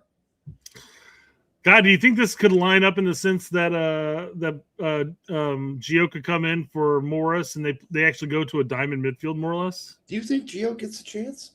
I don't know. I mean, one guy we're down 0-1. We're down 1-0 right now, so we kind of need to worry about a goal in the end. There's one guy who's definitely checking his nutsack to make sure it doesn't smell and that he's washed well enough, and that's Aronson. I think he's the only motherfucker in this whole thing outside of the goalkeepers that didn't get to play. But in fairness, though, he can come in for Berhalter on the left at any point, run up and down the pitch like a chicken with his head cut off. Yep. So, I mean, I guess it just depends on – I mean, this kind of makes sense with who we got left over type thing. Oof. That was good, but trust me. Here we go. Morris. That was good to find Richards there. Freeman. Well, Freeman stays behind him. Back to the goalkeeper. Freeze. Chipper. That is way too hard, but I can't believe you saved that. Rescued by Berhalter. I'm going to call him. He yanked his arm back, man. Come on. You almost might have thought of just letting that go out because the fix might have been worse than the solving.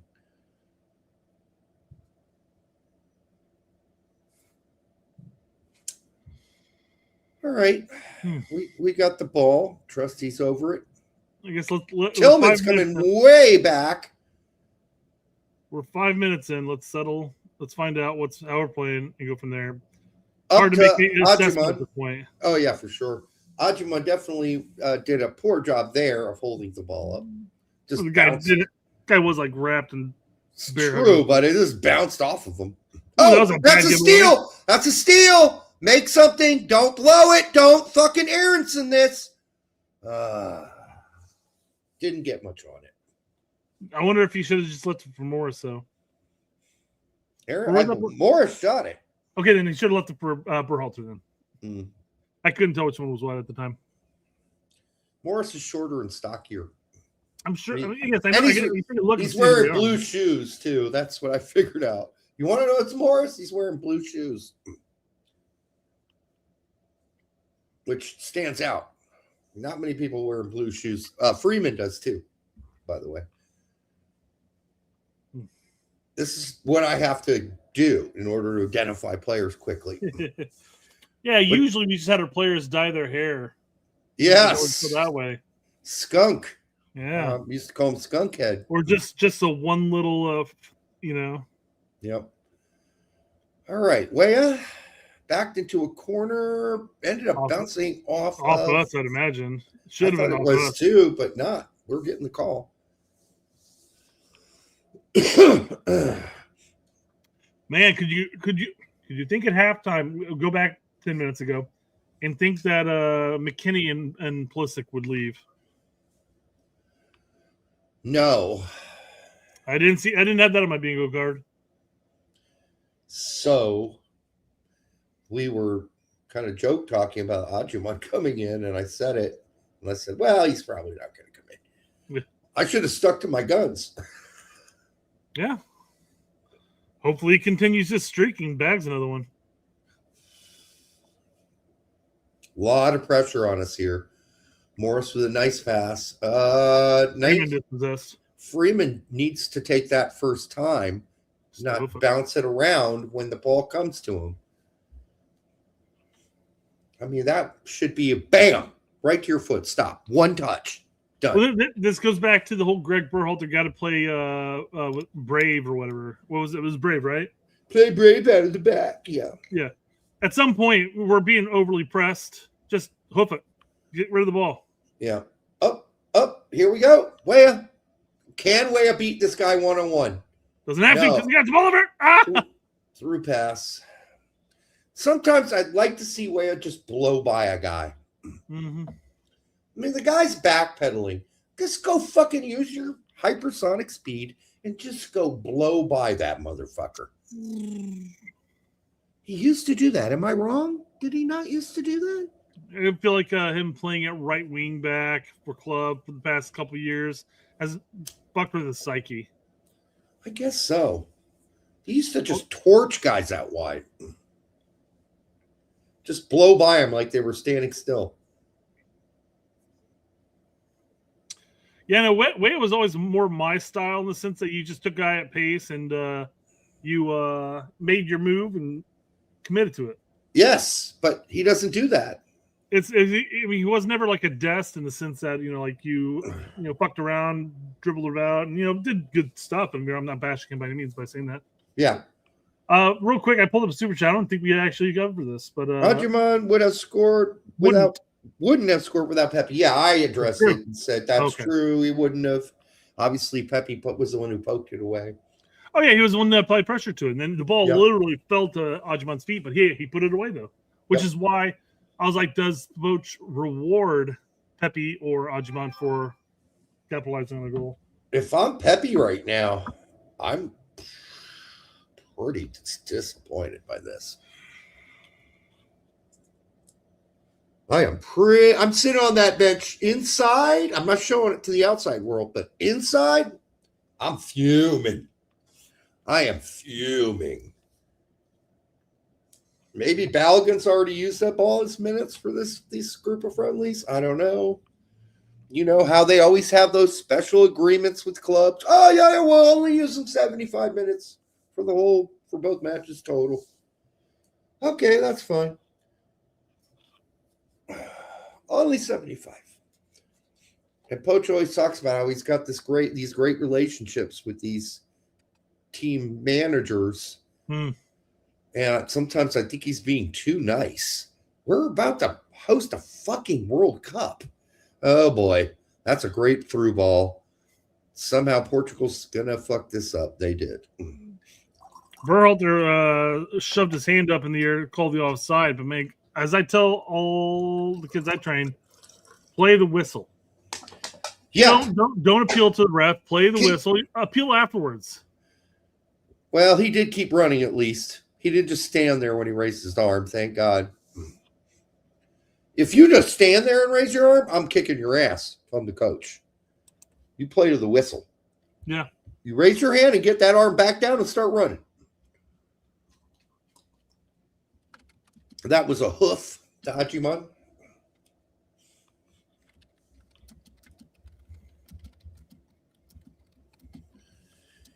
Yeah, I mean, maybe Poach is giving McKenzie McKennie a rest because he's played a lot of minutes. As for Pulisic, maybe this is like, yeah, you're not getting it done for us. I don't know. Mm-hmm.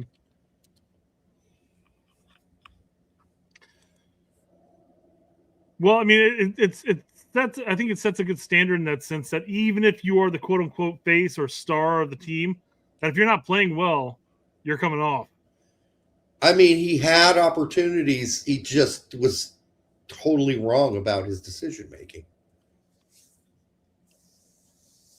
And then his one shot he did get off was decent, but wide. Mm-hmm.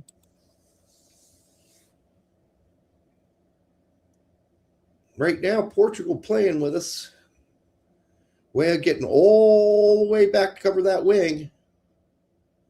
It's across. Ooh, it's through. Cleared. Cleared by Trusty.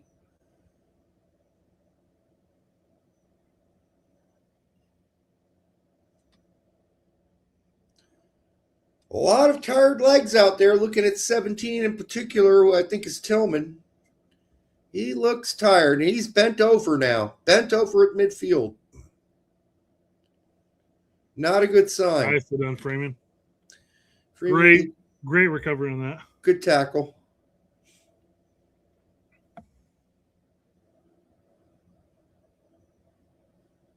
Nope. That's in. Perfectly, yeah. Yep, that's in.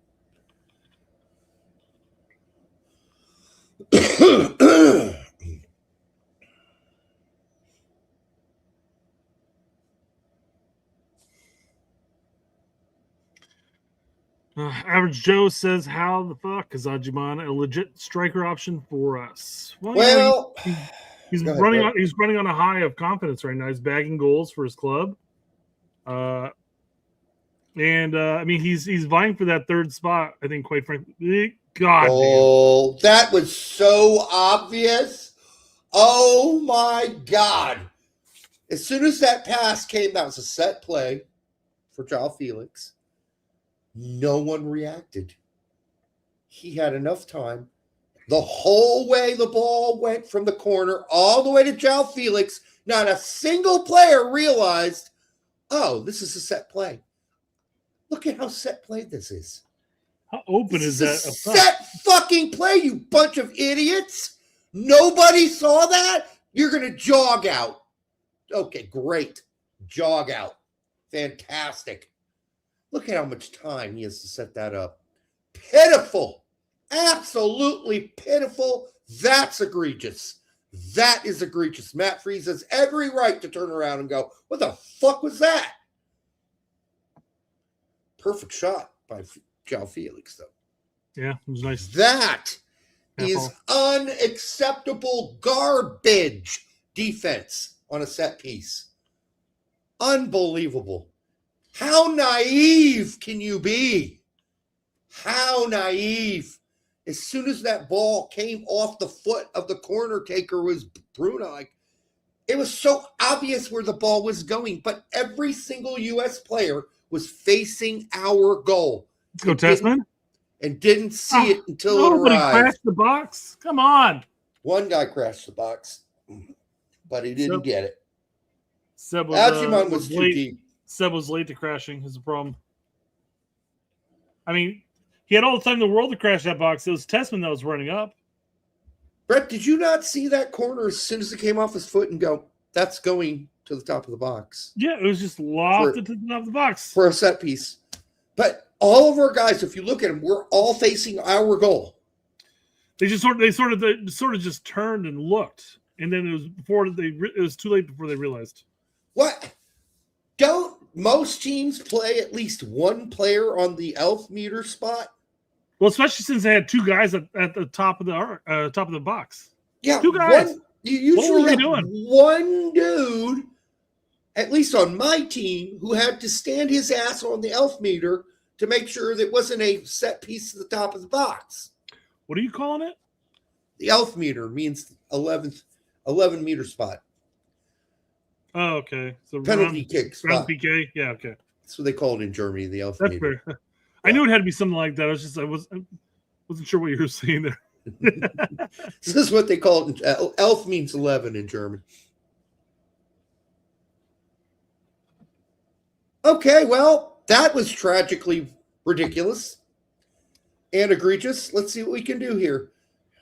Once again, we're at. I mean, I know we made like what 3 or 4. Weah shot that one. I think that was a shot. I'm not sure. It definitely was no cross. It looked like a cross shot. We definitely we made our changes yet again, and we're just sitting here fiddle fucking around trying to figure out what's what. We're just naive, Brett. At the end of the day, we're naive about a lot of the ways things work, and what makes you susceptible to a goal. Like, we're just not aware that when you got João Felix sitting on the top of the box, someone should be within the general vicinity, elf meter at least. The closest guy was Morris. And guess what? Morris had an assignment inside the box, the goalkeeper box. So he had a long way to go to get there. By the way, they all jogged when the kick was taken to begin with. Okay, they jogged out. That didn't help. All right, can we score a goal? No. Oh, my God. Incompetent passing. Here comes Portugal on the break. Oh, God, help us if this goes 3-0. He's going to crank that. Nope. All right, all of our defensive guys are back. That's good. Well, I mean, that jumping back to the he's going to crank that comment. But that's the point of occasionally taking a 25, 30-yard shot, is because you're forcing the opposition to expect that you might be willing to rip a shot from there. So I've got to get up and press you, and then you lay it off or make your move around him. You can't keep doing the same goddamn thing over and over and over and over again. Hope to God one of them goes in. Let's see if we put a guy on elf meter this time. Let's see if anybody. Yes, now we got a guy out there. Now we've got a guy out there. Oh boy, how naive are we? We are fucking stupid. Unbelievable. Fucking unbelievable. How incompetent can you be on a set piece? It's fucking amazing to me. So we're 65 minutes in right now. Nothing's landing for us at all. We're on our heels. You making changes? Might as well. Fuck it. Throw it in there and give him some time. This game's over, probably. Fuck that. I'm throwing Gio and I'm giving him the keys. Yeah, So throw Gio on, throw Aronson on, throw Pepe on, throw them all on. Fuck it. I mean, why not? Well, Gio said, Gio, we need you. This is your moment to shine. Oh, Get out there. You're do something. You'll think it'll make a difference. I don't. I don't think it's going to make a difference at this point. I hate to say it, but we fiddle-fucked around with the lineup and mid-change here. It's something we've never done, kind of a two-striker formation, if you will. It's just, this is not the time, bro. Not the time to do this. Yeah, Algerman coming back to play defense.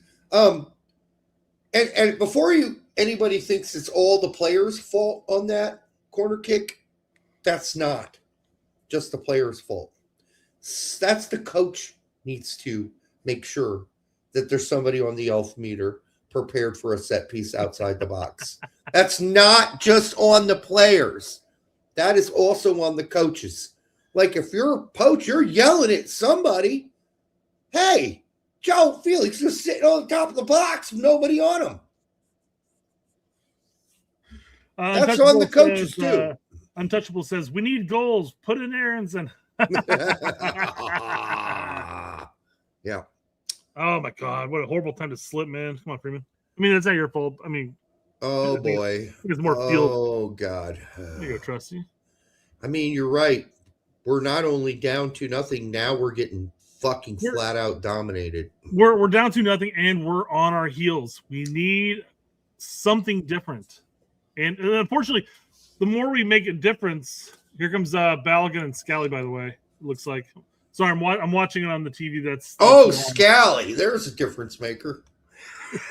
There's a guy that's going to score some goals. Derek, he's scoring and assisting at Gladbach. Shut up. Infrequently. Very infrequently. Scally in for Tillman. What's happening here? Is Weah's out, 2 Balagans in. So Balogun so we have the 2-2 striker right now, Balogun and Achimon. And Pepe is fucking shitting his drawers right now. Scally came in for Tillman. That's it that Tillman was lighting it up there, but we threw in a wingback / right back for one of our only creative options up there. What the fuck is happening? Who came out? Tillman and Weah. Okay. That's 2 offensive players for 1 defensive player and 1 offensive player. So yes. Right. Addition, subtraction, that's -1. I don't know. I don't know what's happening here.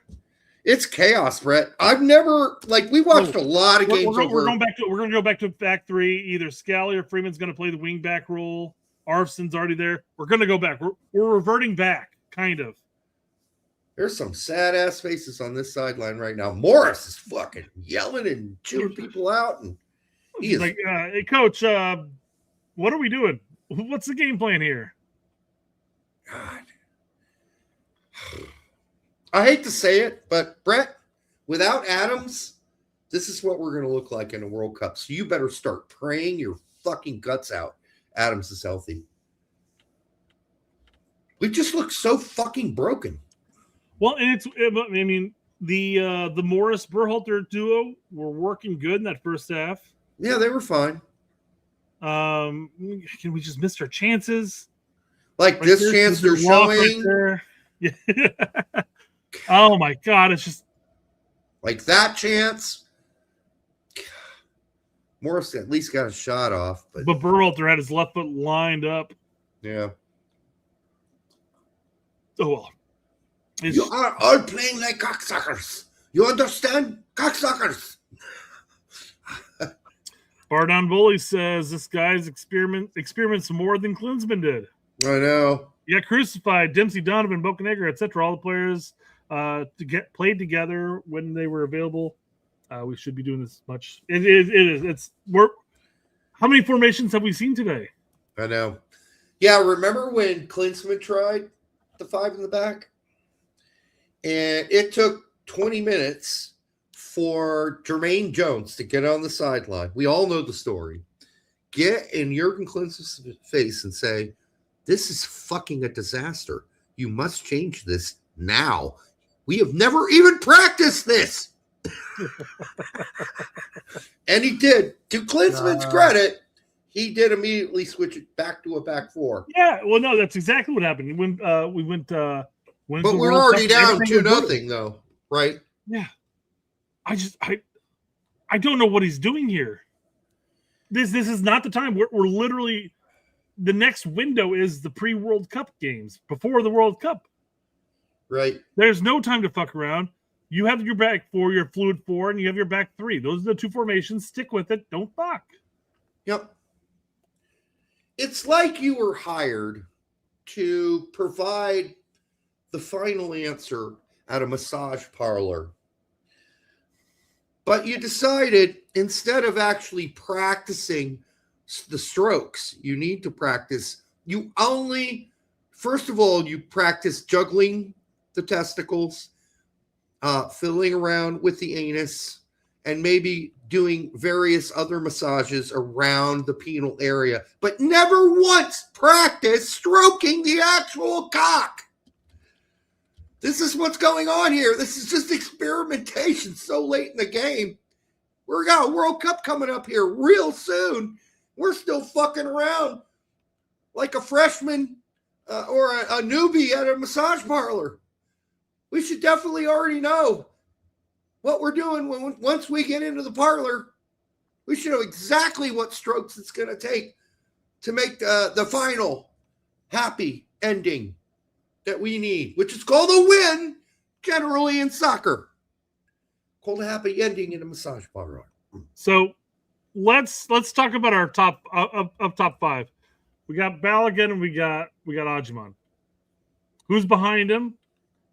We got Tessman, Morris, and Berhalter. Yeah. A lot of heart there. There's a lot of heart there, guys, but not sure what else it's supposed to do for us. I know. Again, it's too much experimentation, right? We should be preparing for a World Cup, not experimenting. All right. Let's look at made up devil's advocate here. Maybe Poach is just giving our opponents in the World Cup, false expectations. They expect that we're going to come in sucking donkey balls when in fact we come in firing on all cylinders. Well, we still have 2 more friendlies left. We're going to experiment the shit out of those too. Okay, Derek? God, I hope not. I seriously hope those are the real deal. Tessman just set Scally up for failure on that pass. Christ. Oh, boy. This is a disaster. What was that? Anyways, is it Morris? That was Morris. It is the 72nd minute, 73rd minute. We're down 2-0. You ever heard that song, Land of the Lost? For that show, Land of the Lost? That's what we should be playing right now. It's the Land of the Lost. Yeah. Guys, this just turned into scrambled eggs.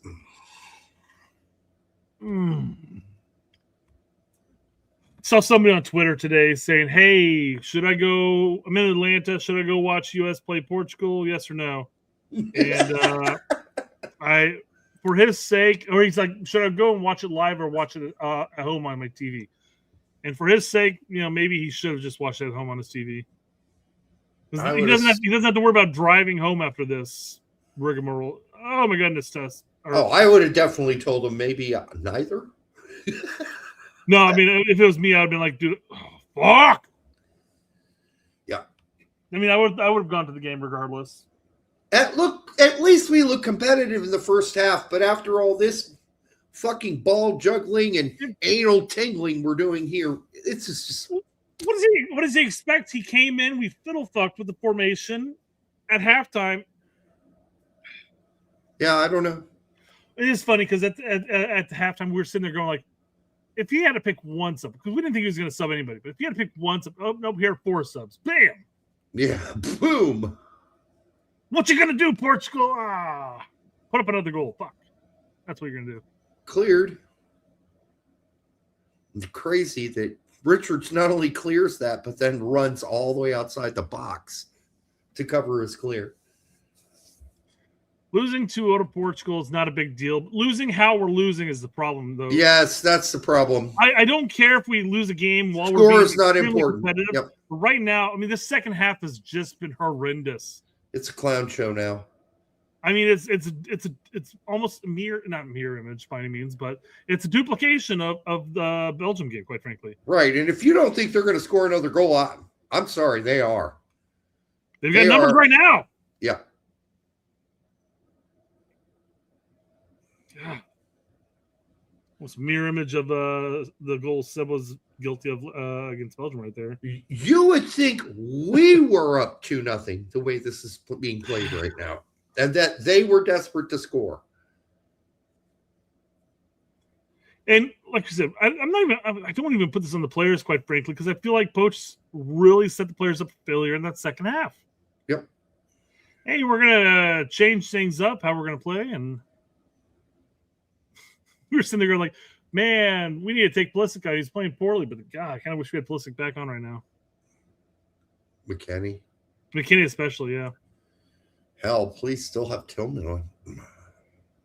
No, we needed a right center back or right back or whatever Skelly's playing. Scally, yeah. No, Skelly's playing right back. It's a four. Freeman's pushed up. It's still a 4-4-2. The only difference is Balogun is now doing the Tillman role with Ajuma. But the 4-4-2 is the problem, I thought, quite frankly, the way we came out and played it, because we've never practiced. We never played it. We never play 4-4-2 ever. God, we haven't played a 4-4-2 in how many years? Well, we played it last game at the end, too. Needed goals, right? Put in another striker. Fuck it, why not? I mean, it's easy, a 4-4-2. Any idiot can learn how to play a 4-4-2. Hold on, Richards. It's really simple. Come on. Responsibilities are usually really clear in that situation. All right, Gio and Aronson are coming on right now. Okay, Aronson gets to play. He's got to be jizzing in his pants. We're at the 77th minute. God, it's about time Gio's coming in. And rolled on.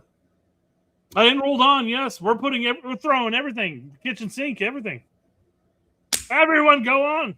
Everybody gets a chance to play. Apparently, who the fuck is everybody going in for though? I mean, the only people we haven't subbed up: Morris, Seb. Poach does realize we only get 5 subs at the World Cup, right? And what are one of our center backs? Maybe that's a nice move by Ajuman. It really was, yeah. That was very nice. Oh, Freeman's out there too, so maybe Freeman? We missed a... No, just didn't miss it. It just popped up. Dual striker can work, but it has to be Pepe and Ballo. Not according to Poach. A dual striker could work, especially if we've practiced it, but we have not practiced it. Unless Pepe's injured, Pepe just fell to third on Poach's striker seedings.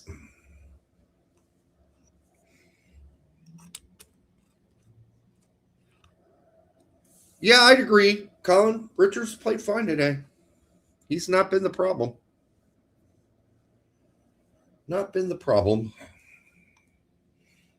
All these fucking subs are a problem. Being completely naive about a corner kick, completely a problem. Playing Berhalter for 80 minutes. 80. I love the subtle camera work of watching Seb running off the pitch, having to high five Gio. That's crazy. I know they don't have. There's no beef. There's no real beef between them. There's no beef. It's just funny. There's no beef. They've known each other since they were little kids. But it does say quite possibly that Reyna's pretty low on the pecking order too right now. Well, and again, maybe it's as you mentioned, maybe it's more of a fitness issue than anything. I don't know. This is only 10 minutes. He got more than that last game. I know, that's what I'm saying. I think Poach kind of fucked Poodle or Pooch here, not Poodle. He could have fucked a Poodle too. I don't know. Yes, specific dog. Very specific Pooch. Took a very generic phrase and specified it. Yeah. Larry says Aji's his hero. That's not surprising. Ooh, Larry. I'm not surprised by that less at all, Larry. Baseball. You can be my hero. I mean, Larry is back though. He's in full force in the comments section. Yeah, on a new account, by the way. Not sure why you're flip flopping between accounts, Larry. I mean, stick with the account. We've never been able to figure out why you keep getting banned. I just, what are you doing? that we're not seeing? He self-suspends sometimes. All right. But why flip around? I don't know. I don't either.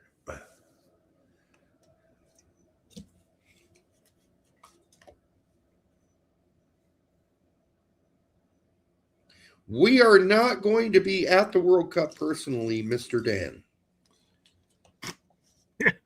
No chance in hell. Are we still going to cover it the next cycle? Probably. Yeah. Well, I have no ambitions of canceling the show. I don't either. Well, we're Derek and I aren't doing this for money. We're not doing this for money. We're barely getting any. I mean, don't get me wrong. We appreciate everybody who's donating money to us. By all means, we'd appreciate it. Keep going. But we're not doing this necessarily for the money by any means. No, we've just been doing this for 30 years. So we're not going to stop. Now, we have been doing this specific show for 30 years. Obviously. Answer with a shot! Gio's like, bro, I'm open. Obviously, I was a soccer writer since I was in my 20s. And then Brett and I did a show when I was in my, late 30s, and you were in your 20s, on Big Soccer for 7 years. Mm-hmm. And then we took a break, and then we came back. So I don't know why we'd leave. And there was zero money for the first 4 years of our actual show. Absolutely not any money. Not a goddamn cent. We did have sponsors at one point. We had the scarf guys for a while. Rough Scarves? Think so, yeah. Out of Seattle or something. We made some money from that. Wasn't a whole lot. But, Big Soccer is not where you go to make money. I was just working with the owner of Big Soccer to keep it fucking afloat, frankly. Let alone having a show on it. I almost bought it. I almost bought Big Soccer. I was this close to buying Big Soccer from the owner. Financially speaking, it's probably a good idea not to. Oh, it was a great decision by me to say, after thinking about it, I don't think I'm going to drop. Online forum is probably not the way to go. Now the Discord, especially here. I'm going to drop a fucking, $100,000 on your website. No.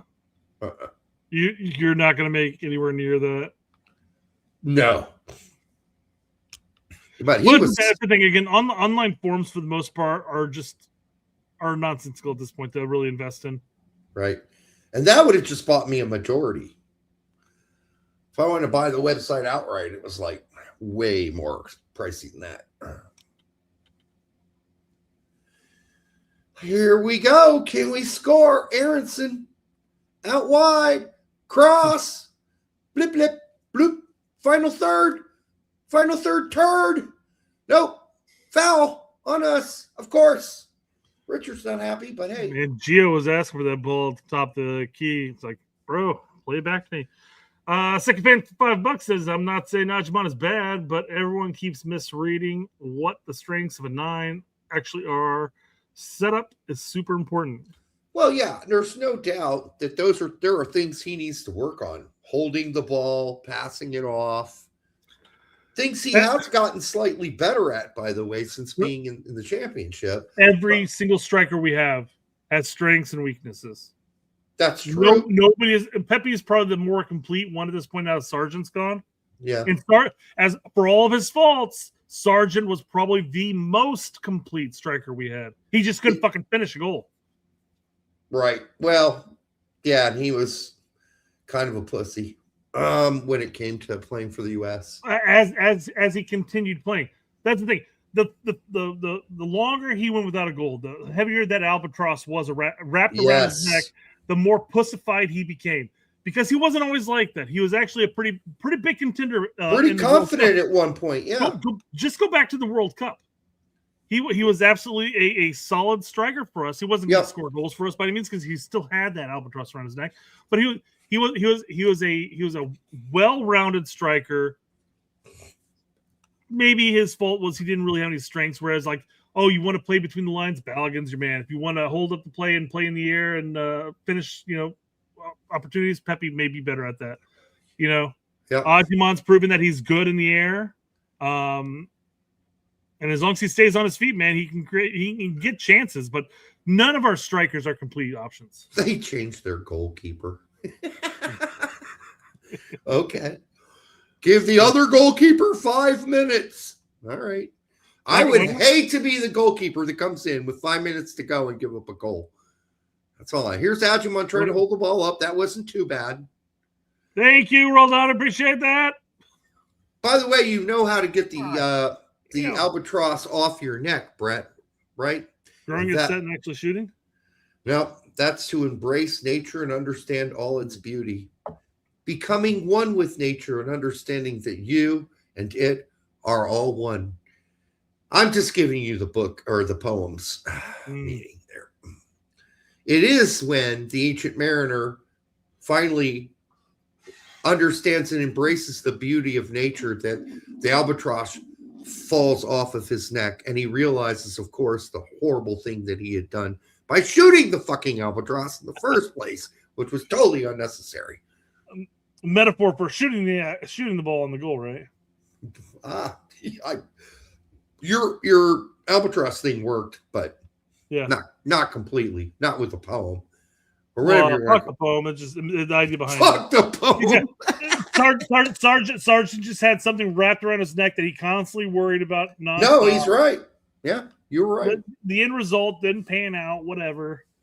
No, he did play like he, felt a lot of pressure. He even said it. It's nothing new, right? He said it himself. You're shy. When I'm here at Norwich, I'm the number one guy. But I go to the U.S. team. I'm not really the number one guy. So yeah, I feel the pressure. Quit. You even called it, but you knew he was shot at that point. Yeah, you don't tell that to the press. You don't say that to the media. I'm nervous. I'm looking forward to getting back on the pitch. I want to prove myself and help out my team. That's all you gotta fucking say. I am going out there, and my intentions are to kick ass and take names. Yeah, God, I sure hope I score a goal. God, he sounds like such a timid little toad. Yeah, that's too bad. I really had hopes for Josh Sargent 3 or 4 years ago. That wore out fast. Hopes up until the time he kind of got shit canned with Boch, because I'm like, he's scoring goals. He knows he can score goals. He even stopped doing that at the end for Norwich. Well, sure. And now they're better without him, actually. They're a better team without him. I know that hurts. That hurts. No, I'm not even worried about Sargent when I'm focusing on this match. And there's no game plan. When you sub in an entire lineup, the game plan is thrown out. Chaos. It is, maybe we can get a fluky something in here. I knew it once they said, "Oh, we're gonna do 11 subs." I'm like, fuck. Thankfully, I don't think my mom's watching this catastrophe. Yeah. Because otherwise she would have messaged me by now. This is horrible. Yeah, this is bad. Brandon Marcus says Sargent's priority isn't soccer. Fair. No, it's not. Family earning generational wealth for himself. Can we be real frank? It's his wife. That's his absolute priority above everything else. And I would say she has an extremely, a large amount of say on what happens with his career, which is not always the case with some relationships. A lot of people marry into professional soccer, women or men in the other case. They understand there's moving, there's living in foreign countries, there's all kinds of things involved. So, oh my goodness. Daughter came down. She goes, "Mom wants a drink." I'm like, "That's nice." Go make her one. Hey, she would happily make a drink. Actually, she's got a side gig as a. You're like bartender, yeah. Charlie. Then she turns and she goes, looks over and she goes, "Is Ronaldo playing?" And I go, "No, he's in the stadium. He's just not playing." Who's down? Number 2. 1/2 vodka, one half orange juice. Oh, Trusty, it's Trusty. Okay, what center back do we have online, Derek? Well, there's this guy named Mackenzie. Mackenzie, that's right, yeah. Who hasn't played a single fucking minute, but has been extremely competent for a team named Toulouse this season in League. Uh-oh. Spiders Latin's predicting ACL issue. It's a cramp. I'm hoping it's a cramp, yeah. If you were somewhere else, I'd say he'd have cramp in his pussy, but it's not. He's played fine. He immediately lifted his arms up and waved to the sideline, so it just sounded like it was going to be something worse. Yep.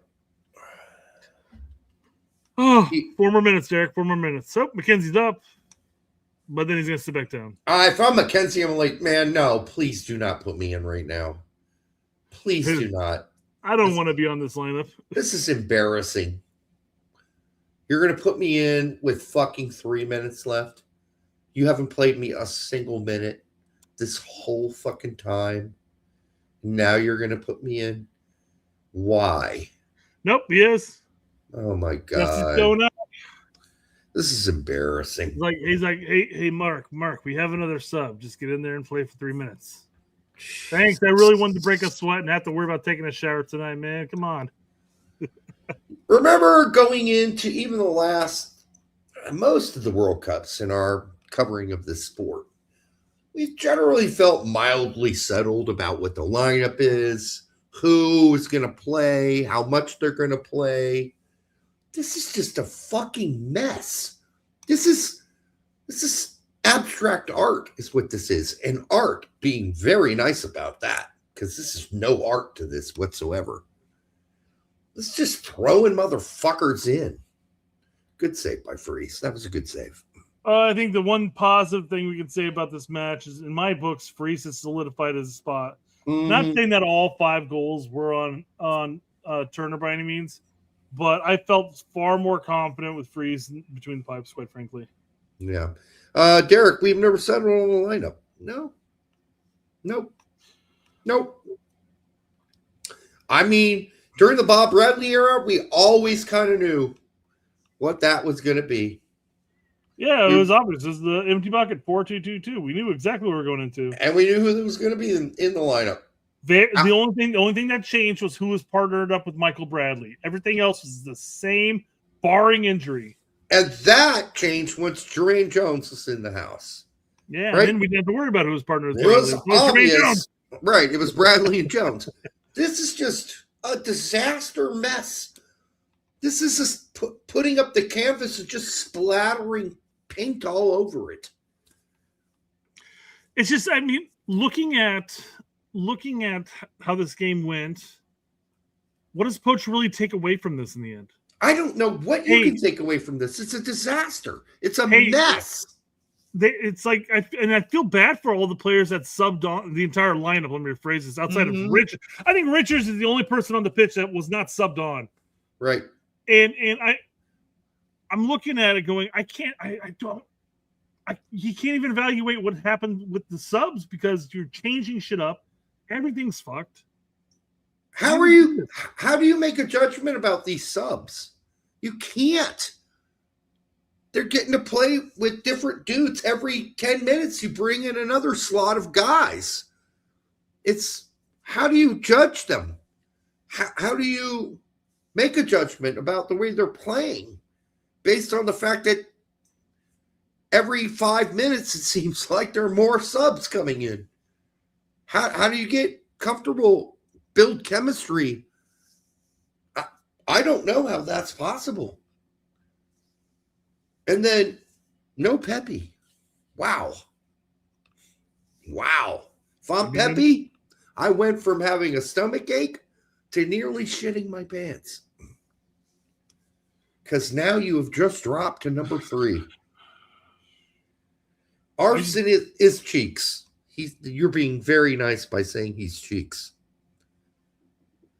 Well, that was fucking lame as shit, Brett. I'm closing this out because the game's over. Close that out. No need of that anymore. Larry says Morris was Cheeks. I don't think Morris is the problem at all tonight. Oh my God, Derek likes Morris. No, I just don't think he's the problem tonight. Yeah, damn. Nice, Vespigo. Danke schön.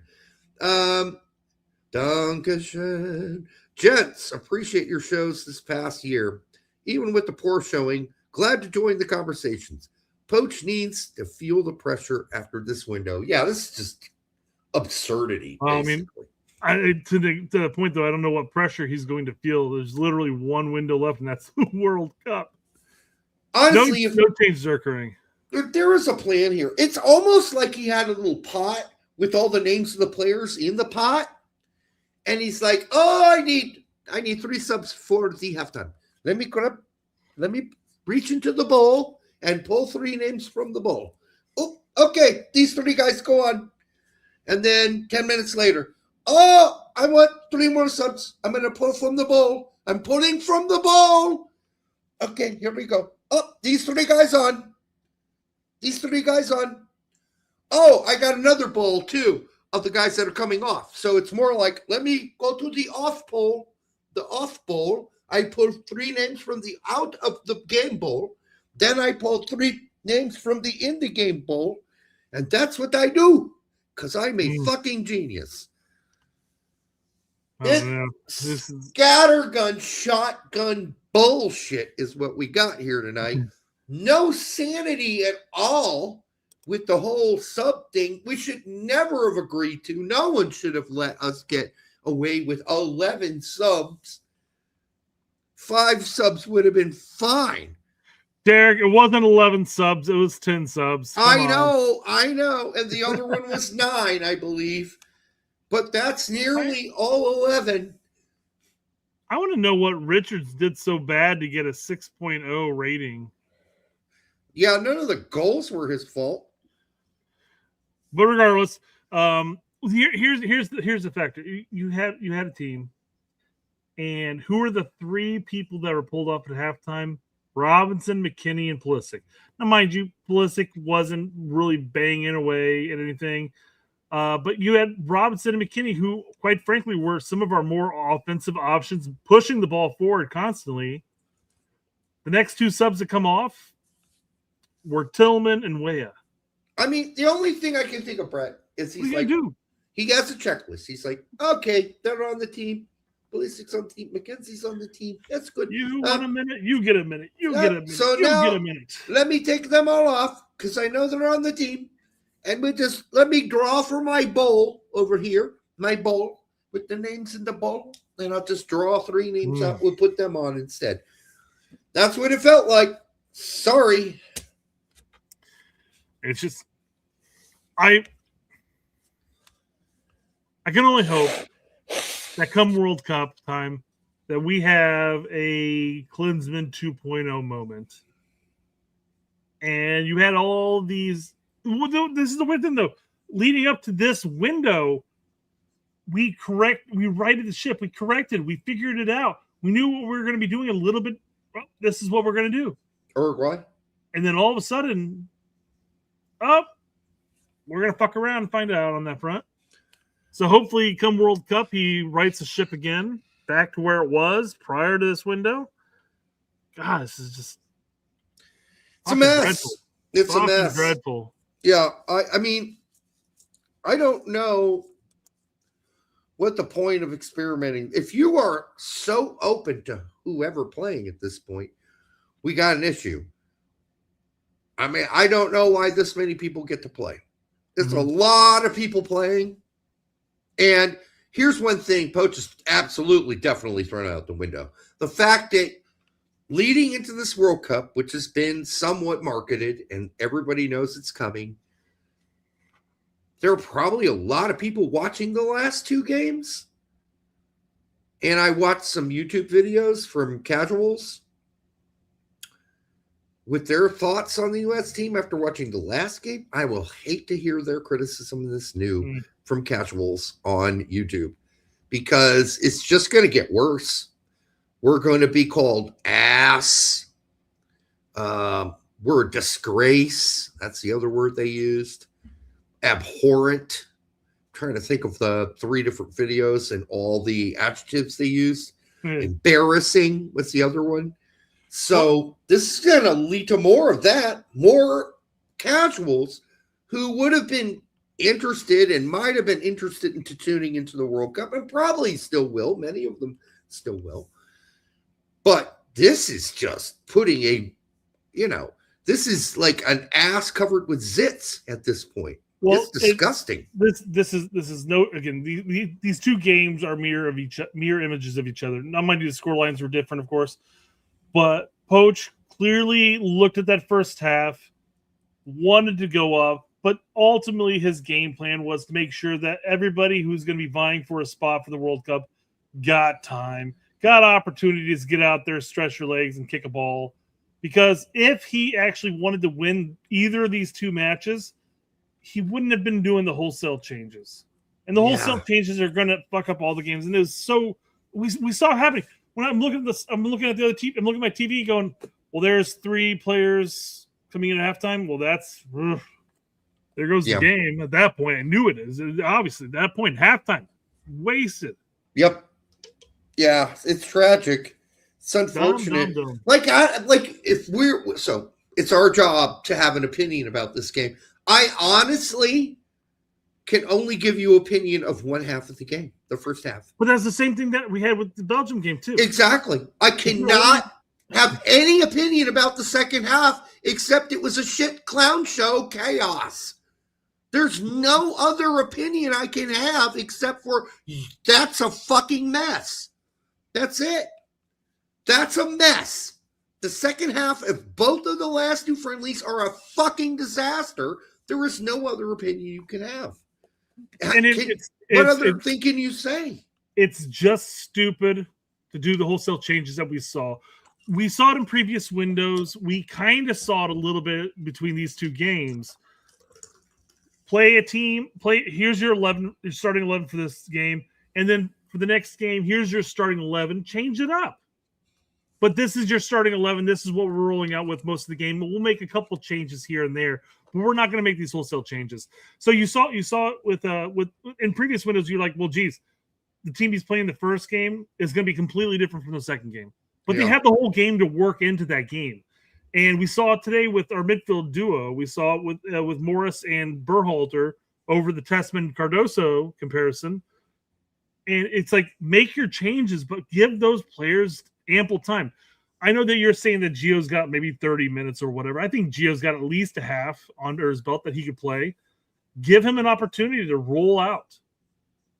The 10 minutes that he got is pointless at that point because the game was shot. It was shot. What was the point? What were we expecting him to do? Yeah, I know. Nothing at that point. Custom says, hey, nothing wrong with a couple sits on the booty. I didn't say a couple. I said an ass covered in them. So, thing on the ass, you just need to look away while doing it. Yeah. Hey, listen, you're absolutely right. When is even the point of bringing on Reina for 10 minutes with the Chaos crew? I mean, let's just call it what it was. Chaos crew. How many, I don't know if you were paying attention to it, but how many times would we be sitting there going like this?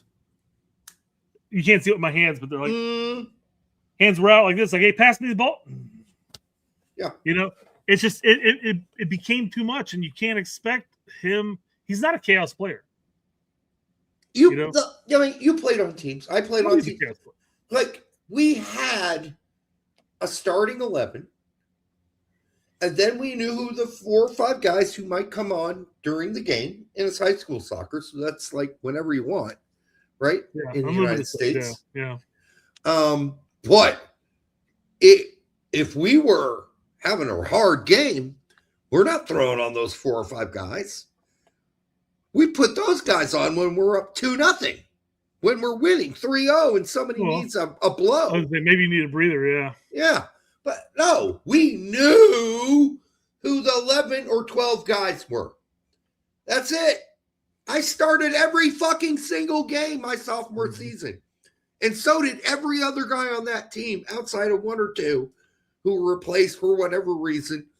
But other than that, like, you just know who your core is. Now, if there is some sort of deal where Pulisic has minute limitations, McKennie has limitations that you made with Juventus and AC Milan and Bayer Leverkusen, which didn't seem to be very limited at all, by the way, for him. Okay, fine. I guess fine. But we're heading into a World Cup. Isn't it time to tell those teams, hey, listen, I might play them a lot more than normal because we're getting ready for a World Cup. and I need to see my best 11 for 70 minutes a game, 65 minutes a game. I had that conversation today about Cardoso, and they're like, "Oh yeah, well, they made an agreement before," and I'm like, "Well, I don't think the agreement was for him to fly to America, play for 45 minutes one game, and fly back." Fly back. I would wager that he was going to play another 45 minutes this game. Yes, and then but the tightness and all that stuff. But then the guy was like, "Well, in the end, the club set the final say." I'm like, not on a FIFA no, window. it does not. Not in a FIFA window, right? At the beginning of a cycle, sure, you may want to finagle the thing, but this is the last fucking window before the World Cup. Poach could have easily told Atletico, "Hey, I'm sorry, but fuck off. I need him to gauge whether or not he's going to be there. You'll get him back in whatever condition at that point." And then you wonder, if he wanted to, he could have. Then you wonder about, Cardoso's like, "Oh, I feel some tightness." Then he gets back to Atletico. They're like, "Yeah, we had all the tests done. He's fine. 100% better. He's perfect, ready to go." And by the way, he's got another game of rest anyhow because he's out for card accumulation. He can't play. The air pressure within the cabin of the airplane fixed whatever was wrong with his knee. Yeah, exactly. Usually works the other way. It fucks up your knee more. So, but no, it fixed. Yeah, I just don't get that. And yet we had a guy with Easy who played the whole game tonight. I do want to just reiterate. I talked about this before the show and everything, or not before the show, but before the game started. I fully suspect that Johnny felt tightness in his leg, and Poach was like, "Hey, you know what? We're just going to go ahead and send you back because we're only going to play you for 45 minutes anyways."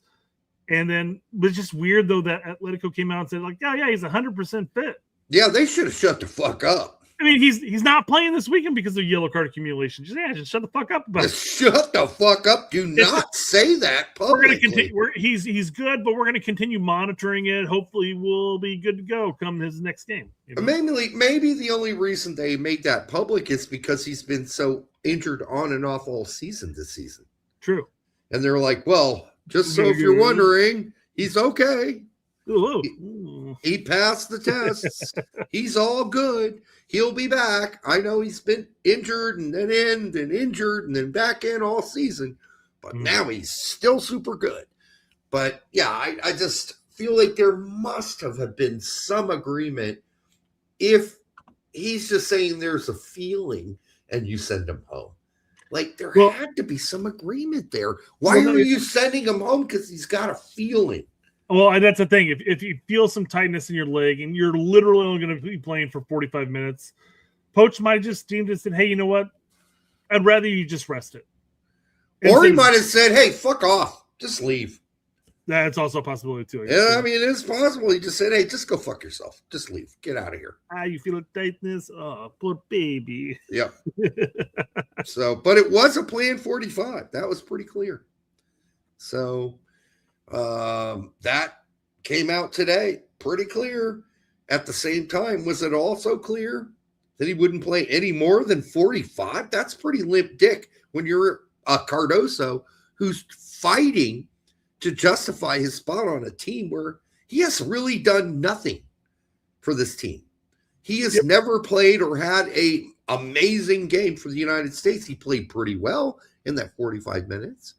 But is that enough? Well, I think maybe if you're Poach. On the other hand, you might say he plays for Atletico Madrid. He plays in the fucking Champions League. He's going to make the team. Well, here's the thing. He's had him in a couple camps. Mind you, he's barely played. He played one friendly during the Gold Cup window. He played 45 minutes now. Poach has been to Atletico a number of times to watch him play. He's done enough. He's done enough evaluating.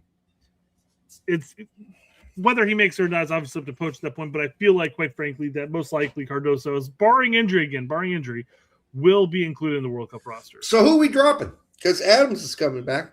Somebody got to go. Roldan, Berhalter, Aiden Morris. I don't know, man. Aiden Morris and Berhalter were absolute dogs out there. Now, mind you can have your argument as far as Berhalter or Roldan in their moments at times. Especially as the game progressed, I thought some of Berhalter's touches and decision makings were a little slower than you'd want at that point. But I mean, somebody's going. Somebody's gone, yeah. And it's between, quite frankly, it's between Cardoso, Morris, Roldan, or Berhalter. One of those are out. Guaranteed. Probably. And you got to remember, Adams is going to be back most likely come World Cup. Hopefully his injuries doesn't sustain as much, and he's back. Then we're looking at 2 players gone out of that bunch. So I think Roldan's going first. I think he's out first. As much as he's the perfect player, according to Poach, somebody got to go. If you're bringing Cardoso and who'd you mention? Cardoso, Morris, Roldan, Berhalter. No, but bringing people coming back to midfield. Adams is back, and then, like I said, because right now, if Cardoso is included, one of those are out. Then Roldan's there. I don't think so. If I don't think so, because they didn't bring anybody in for Cardoso when he left. So it's one guy is getting cut for sure from the midfield. One guy. We'll see. Yeah. We shall see. Yeah. On the other hand, Pepe just found out he's third choice as a striker tonight. If I'm Pepe, I'm probably fuming without letting anybody see it. But and I would say maybe Post just wanted to give Ajiman a look to see what he can do. Maybe he holds Pepe there. But then again, Pepe hasn't had a run at game with Poach. Ajiman and Pepe came on last game. So why does Ajiman get to come on instead of Pepe? I guess my point would be maybe he already feels like I know what I'm getting with Pepe. But the problem is Pepe's never had a real run-on game from the start with him. So it's one of those things where, yeah, he has to be looking at himself right now as like, I'm third option. Who knows? With Haji coming back, maybe I'm getting ousted. Fuck. It's crazy. But yeah, Pepe just became third tonight. Unless there's something we don't know about. Did Ream become a bench guy tonight? I think so, yeah. Maybe I guess it depends if we play an actual 3 back. Who knows? Did McKenzie get completely fucked in the asshole this window? Yes, he did. He got no minutes except for the jolly little. He got more minutes than Ream did. 3 whole minutes tonight. Wait a minute. Yeah, I guess he did because he played the first game. I'm pretty sure McKenzie stayed on the pitch, and I think Ream got subbed up in the first match, didn't he? Or was it vice versa? Maybe even vice versa. I think Ream played the whole 90 last game. That's possible. So I guess McKenzie didn't get totally screwed. He played the first game, but still, yeah, you have to wonder what's going on back there. Scally, I don't know. I still think there's a set. Once Des comes back, someone's getting cut, and I think that's Scally, probably. Based on him coming on for just scrub minutes in 2 games in a row. I think he's goner. I think he's out. But the big question at that point, the big question really is going to be is whether or not I mean, it all really depends on the formation, right? I think we've decided, at least for a good portion, that we're playing 3 holding center backs. And then whatever happens to fuck around them happens. But yeah, even though it looked like 4 with Jedi holding a lot too, there were 3 center backs that were locked in and not allowed to leave except for exceptions. We saw Trusty going forward twice. We saw Freeman going forward twice. Plus the lack of depth at the center back position. I mean, I feel like Scally makes it simply because of versatility. He could play a wingback role, although we saw tonight where he came in and they pushed Freeman up to the wingback or the wingback/winger role, and Scally stayed back. Yeah. So I think Poach sees Scally as a center back or a stay back in the fluid 4 option. John says Berhalter makes no sense. Compared to what, though? You know, I think the question is, looking at Poach and what he likes and what he saw, I think he's much more likely to go with Berhalter than Roldan once Adams is back and included in the – and just assuming Cardoso is still in this. Mm-hmm. So for me, it's either Morris gone, and he played 90 tonight, by the way. And then it's either Morris gone or Roldan gone. I don't see him getting rid of Berhalter. I really don't. I think he likes Berhalter. Berhalter's happy to rip a shot. And he scored a goal in his limited plays under Poach. So yeah. Colin says Roldan plays the 6. Yeah. Not great, though. Well, Not no, great. my argument would be is our two holding mids, neither of them are really necessarily eights in the out and outright. They both kind of float back and forth. Well, and one of them, whoever's the closest, ends up pinching back. I can tell you this much. Roldan does not get to play the same position he plays with Seattle. Absolutely not. And when Roldan's in there, he's always pressing up higher anyways. He doesn't really sit back like Adams sits back. See, now I look at the 6 and I look at Adams. So we've covered the center backs, covered the midfield, covered the strikers, the CAMs. Are you ready? I don't see it changing much, frankly. I'm trying to think if Zendejas or Luna actually benefited from this in some way because somebody else played so atrociously. Who are you going to gauge? Again, the options are against whatever. Reyna and BA came in. Reyna, Aronson. I mean, how could you possibly gauge any of their performances? Yeah, you can. Zendejas deserves a spot over them. And quite frankly, I'm not saying that he doesn't. I'm just saying I've been on record saying that Zendejas has been screwed over by in this situation. So, yeah, if you bring players in during clusterfuck chaos, which is what it was, how can you really make a judgment about them? I don't know how you can do that. I suppose you could cut Reyna and bring in Zendejas. I suppose you could. You could cut Aronson and bring in Luna. But based on what we heard from Poach about Luna, I think that ship has sailed. Like, he literally said, yeah, he had a hard time fitting into the way we were playing. I don't even want to try to predict what Poach is thinking ever. I get it. It hurts my head. I know. Yeah. So that's everything. We've covered everything. All the positions. Poach gets a D- for management tonight. Unless he has some master plan. I don't know about what his master plan looked like. Was a first half, again, that looked solid, and a second half that looked like somebody fucking had diarrhea and shit all over the bed. Didn't make it to the toilet. Just fucking shotgun splattered. They're fucking disgusting shit all over the bed. I mean, that's what it looked like. Again, the subs make no sense because you take out offensive options, Jedi, McKinney, and Pulisic, and you bring in, yes, you brought in Ajimon, but you also brought in Tessman, you brought in Arson. And Arson generally is an offensive option, but he was never up in the attack. Rarely. We were kind of on our back heels, but you took out hearts of the team, even if they're not playing well, and you put in players that weren't necessarily offering much into the attack. So, I mean, well, Colin says he was just looking at guys at the second half. We're done with that. We're done with looking at guys. We should be done with that. And you should already know from practice what guys you're done looking at as like dudes who are going to get legit minutes during the World Cup. Why are we still fiddle fucking around? I thought the last game was the last game we would fiddle fuck around. And now we were going to get serious. And Poach even said in press conference, now we start the World Cup.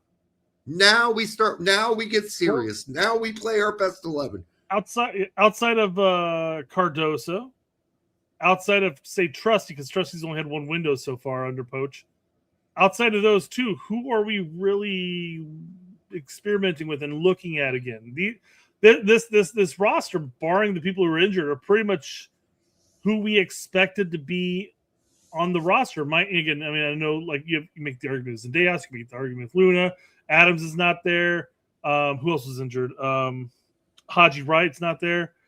But, I mean, none of these players are people that Poach hasn't really taken a look at or had in multiple windows so far. We've seen them all. We should be past that point. We should be at the point where we're trying to build a level of chemistry and playing the game that we're going to be playing come a couple months from now. 11, 4 or 5 subs. 11, 4 or 5 subs. Not 11 and 10 subs. Not 11 and 9 subs. Well, no.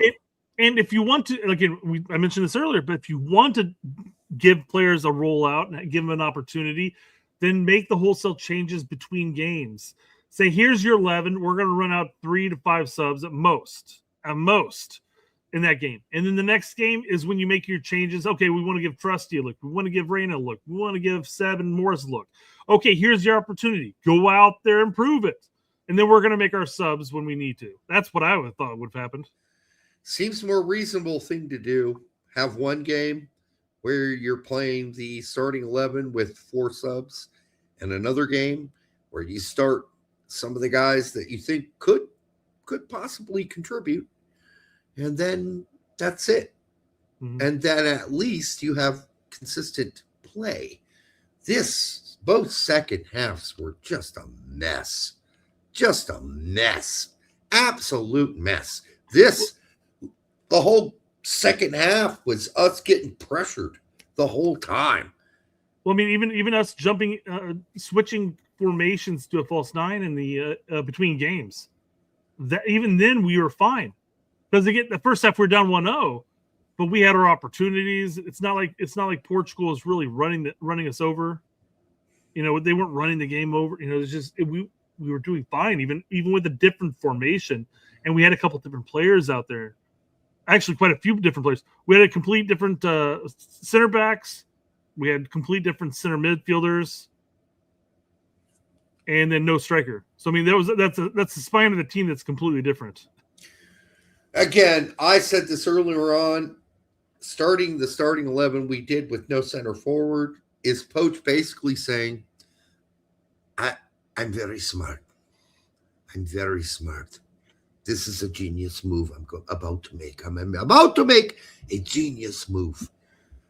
Was it? Eureka! It wasn't bad. It wasn't horrible, but nobody could finish.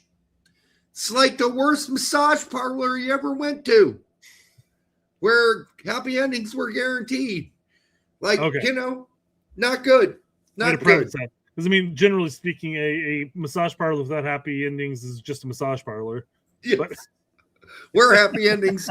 The kind of happy endings and massage parlors attended by the owner of the New England Revolution. There you go. Exactly. Yes, we Kraft, all know. Mr. Robert. Robert Kraft allegedly went to these institutions where happy endings were guarantee of the massage. Dax Brazilian Goat says BJ was always finishing. That is true. BJ was, and if we're talking about domestic managers who I would find acceptable going forward for the U.S. men's national team, after Poach is definitely not going to get rehired after this World Cup because he doesn't want to, this whole, well, you never know thing he's been doing. Yeah, whatever, dude. We know you're not sticking around. Was BJ perfect? No. But you know what? Perfect. What was great about him is he did overcomplicate things. He put players in the positions, right, and he said, "Hey, you do you, boo. You do you." Right. We saw less joystick with BJ, but we also saw that the players liked playing for him too. So there's that. Now, would BJ need to maybe tack down on a little bit of the Berhalter freedom run? Probably.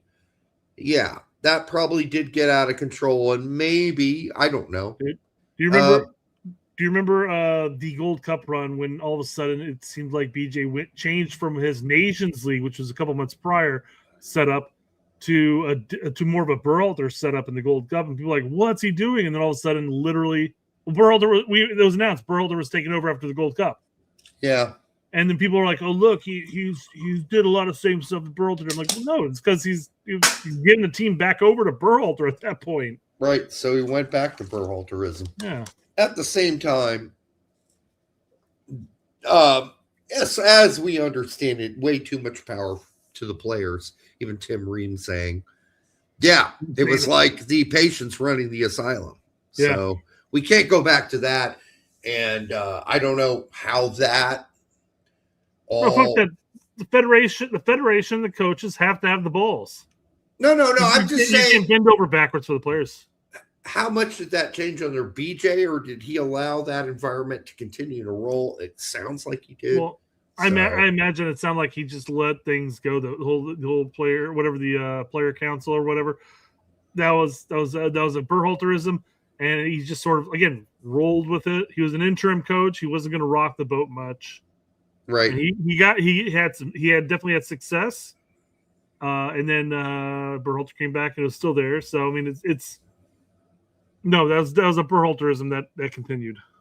I'll say this, and somebody said nobody was watching tonight that were casuals. I think there were, and I don't know how many, but I do not think we won over any new fans tonight. None. No. Zero. So that's a problem. We're heading into a World Cup where we're trying to build enthusiasm and support for the team. Why are you fucking around with all these absolutely ridiculous lineups when we need to go out there and press at least the small chunk of people who did show up who were casuals to watch the game on Peacock and HBO and TNT? Why are you fucking us in the asshole and not building enthusiasm for the team by doing Operation Chaos? You bring up a great point because we had a bit of a streak going there against some good teams, World Cup bound teams, but we are edging near and near towards the World Cup, a World Cup that has a lot of drama behind it for various reasons we've talked ad nauseum on the show. You don't want to go into it on a low. You want to continue riding that high, riding that lightning. Come on. Absolutely. And while I'm a fan of edging in general, I just feel like this was a time to get everybody out of their seats and excited for this World Cup. And we are edging closer and closer to this World Cup. You would have thought that might have been a priority at some level. Like, hey, we're really close to this World Cup. Let's give them our best. Let's go out and win these games and show people there's something to get excited about. No, we're only going to do that for a half for both games in the second half. We're just going to be a clown show in both games. That's what we're going to do. If I'm U.S. Soccer, I'm like, that's not a good plan, man. It's not a good plan. All right, well, I don't know. That's about all we got, I think, Brett, for tonight. And we'll be back next week, maybe early. We might do a tape show this week sometime. Some kind of a window recap, maybe. I don't know. Window recap, or now that we know who's in our group, we're restarting all the group reviews for each of the groups in the World Cup because we couldn't do them all because a lot of them weren't full yet. Well, they're full now. Yep. So we're going to be doing that. We'll have a review for every group. We want to thank almost 250 of you who joined us tonight out of all the other options, because there were like 5 other options to join tonight. You got the CBS crew doing their live podcasts. You had Tact and Pete. You had, there were a bunch. I just know there are a bunch of people doing a live. And the fact that there are almost 300 of you here tonight hanging out with us is really cool. So thank you for that. Thank you for your enthusiasm, and peace out. We'll see you soon.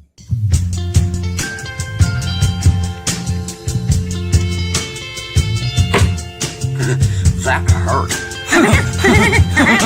Welcome to the post-match press conference of the match between...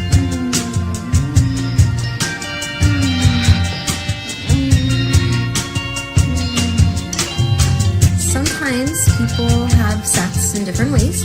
69. And one way is a type of sex called oral sex. It's really good. I don't particularly enjoy it. Set the right tone and set the standard.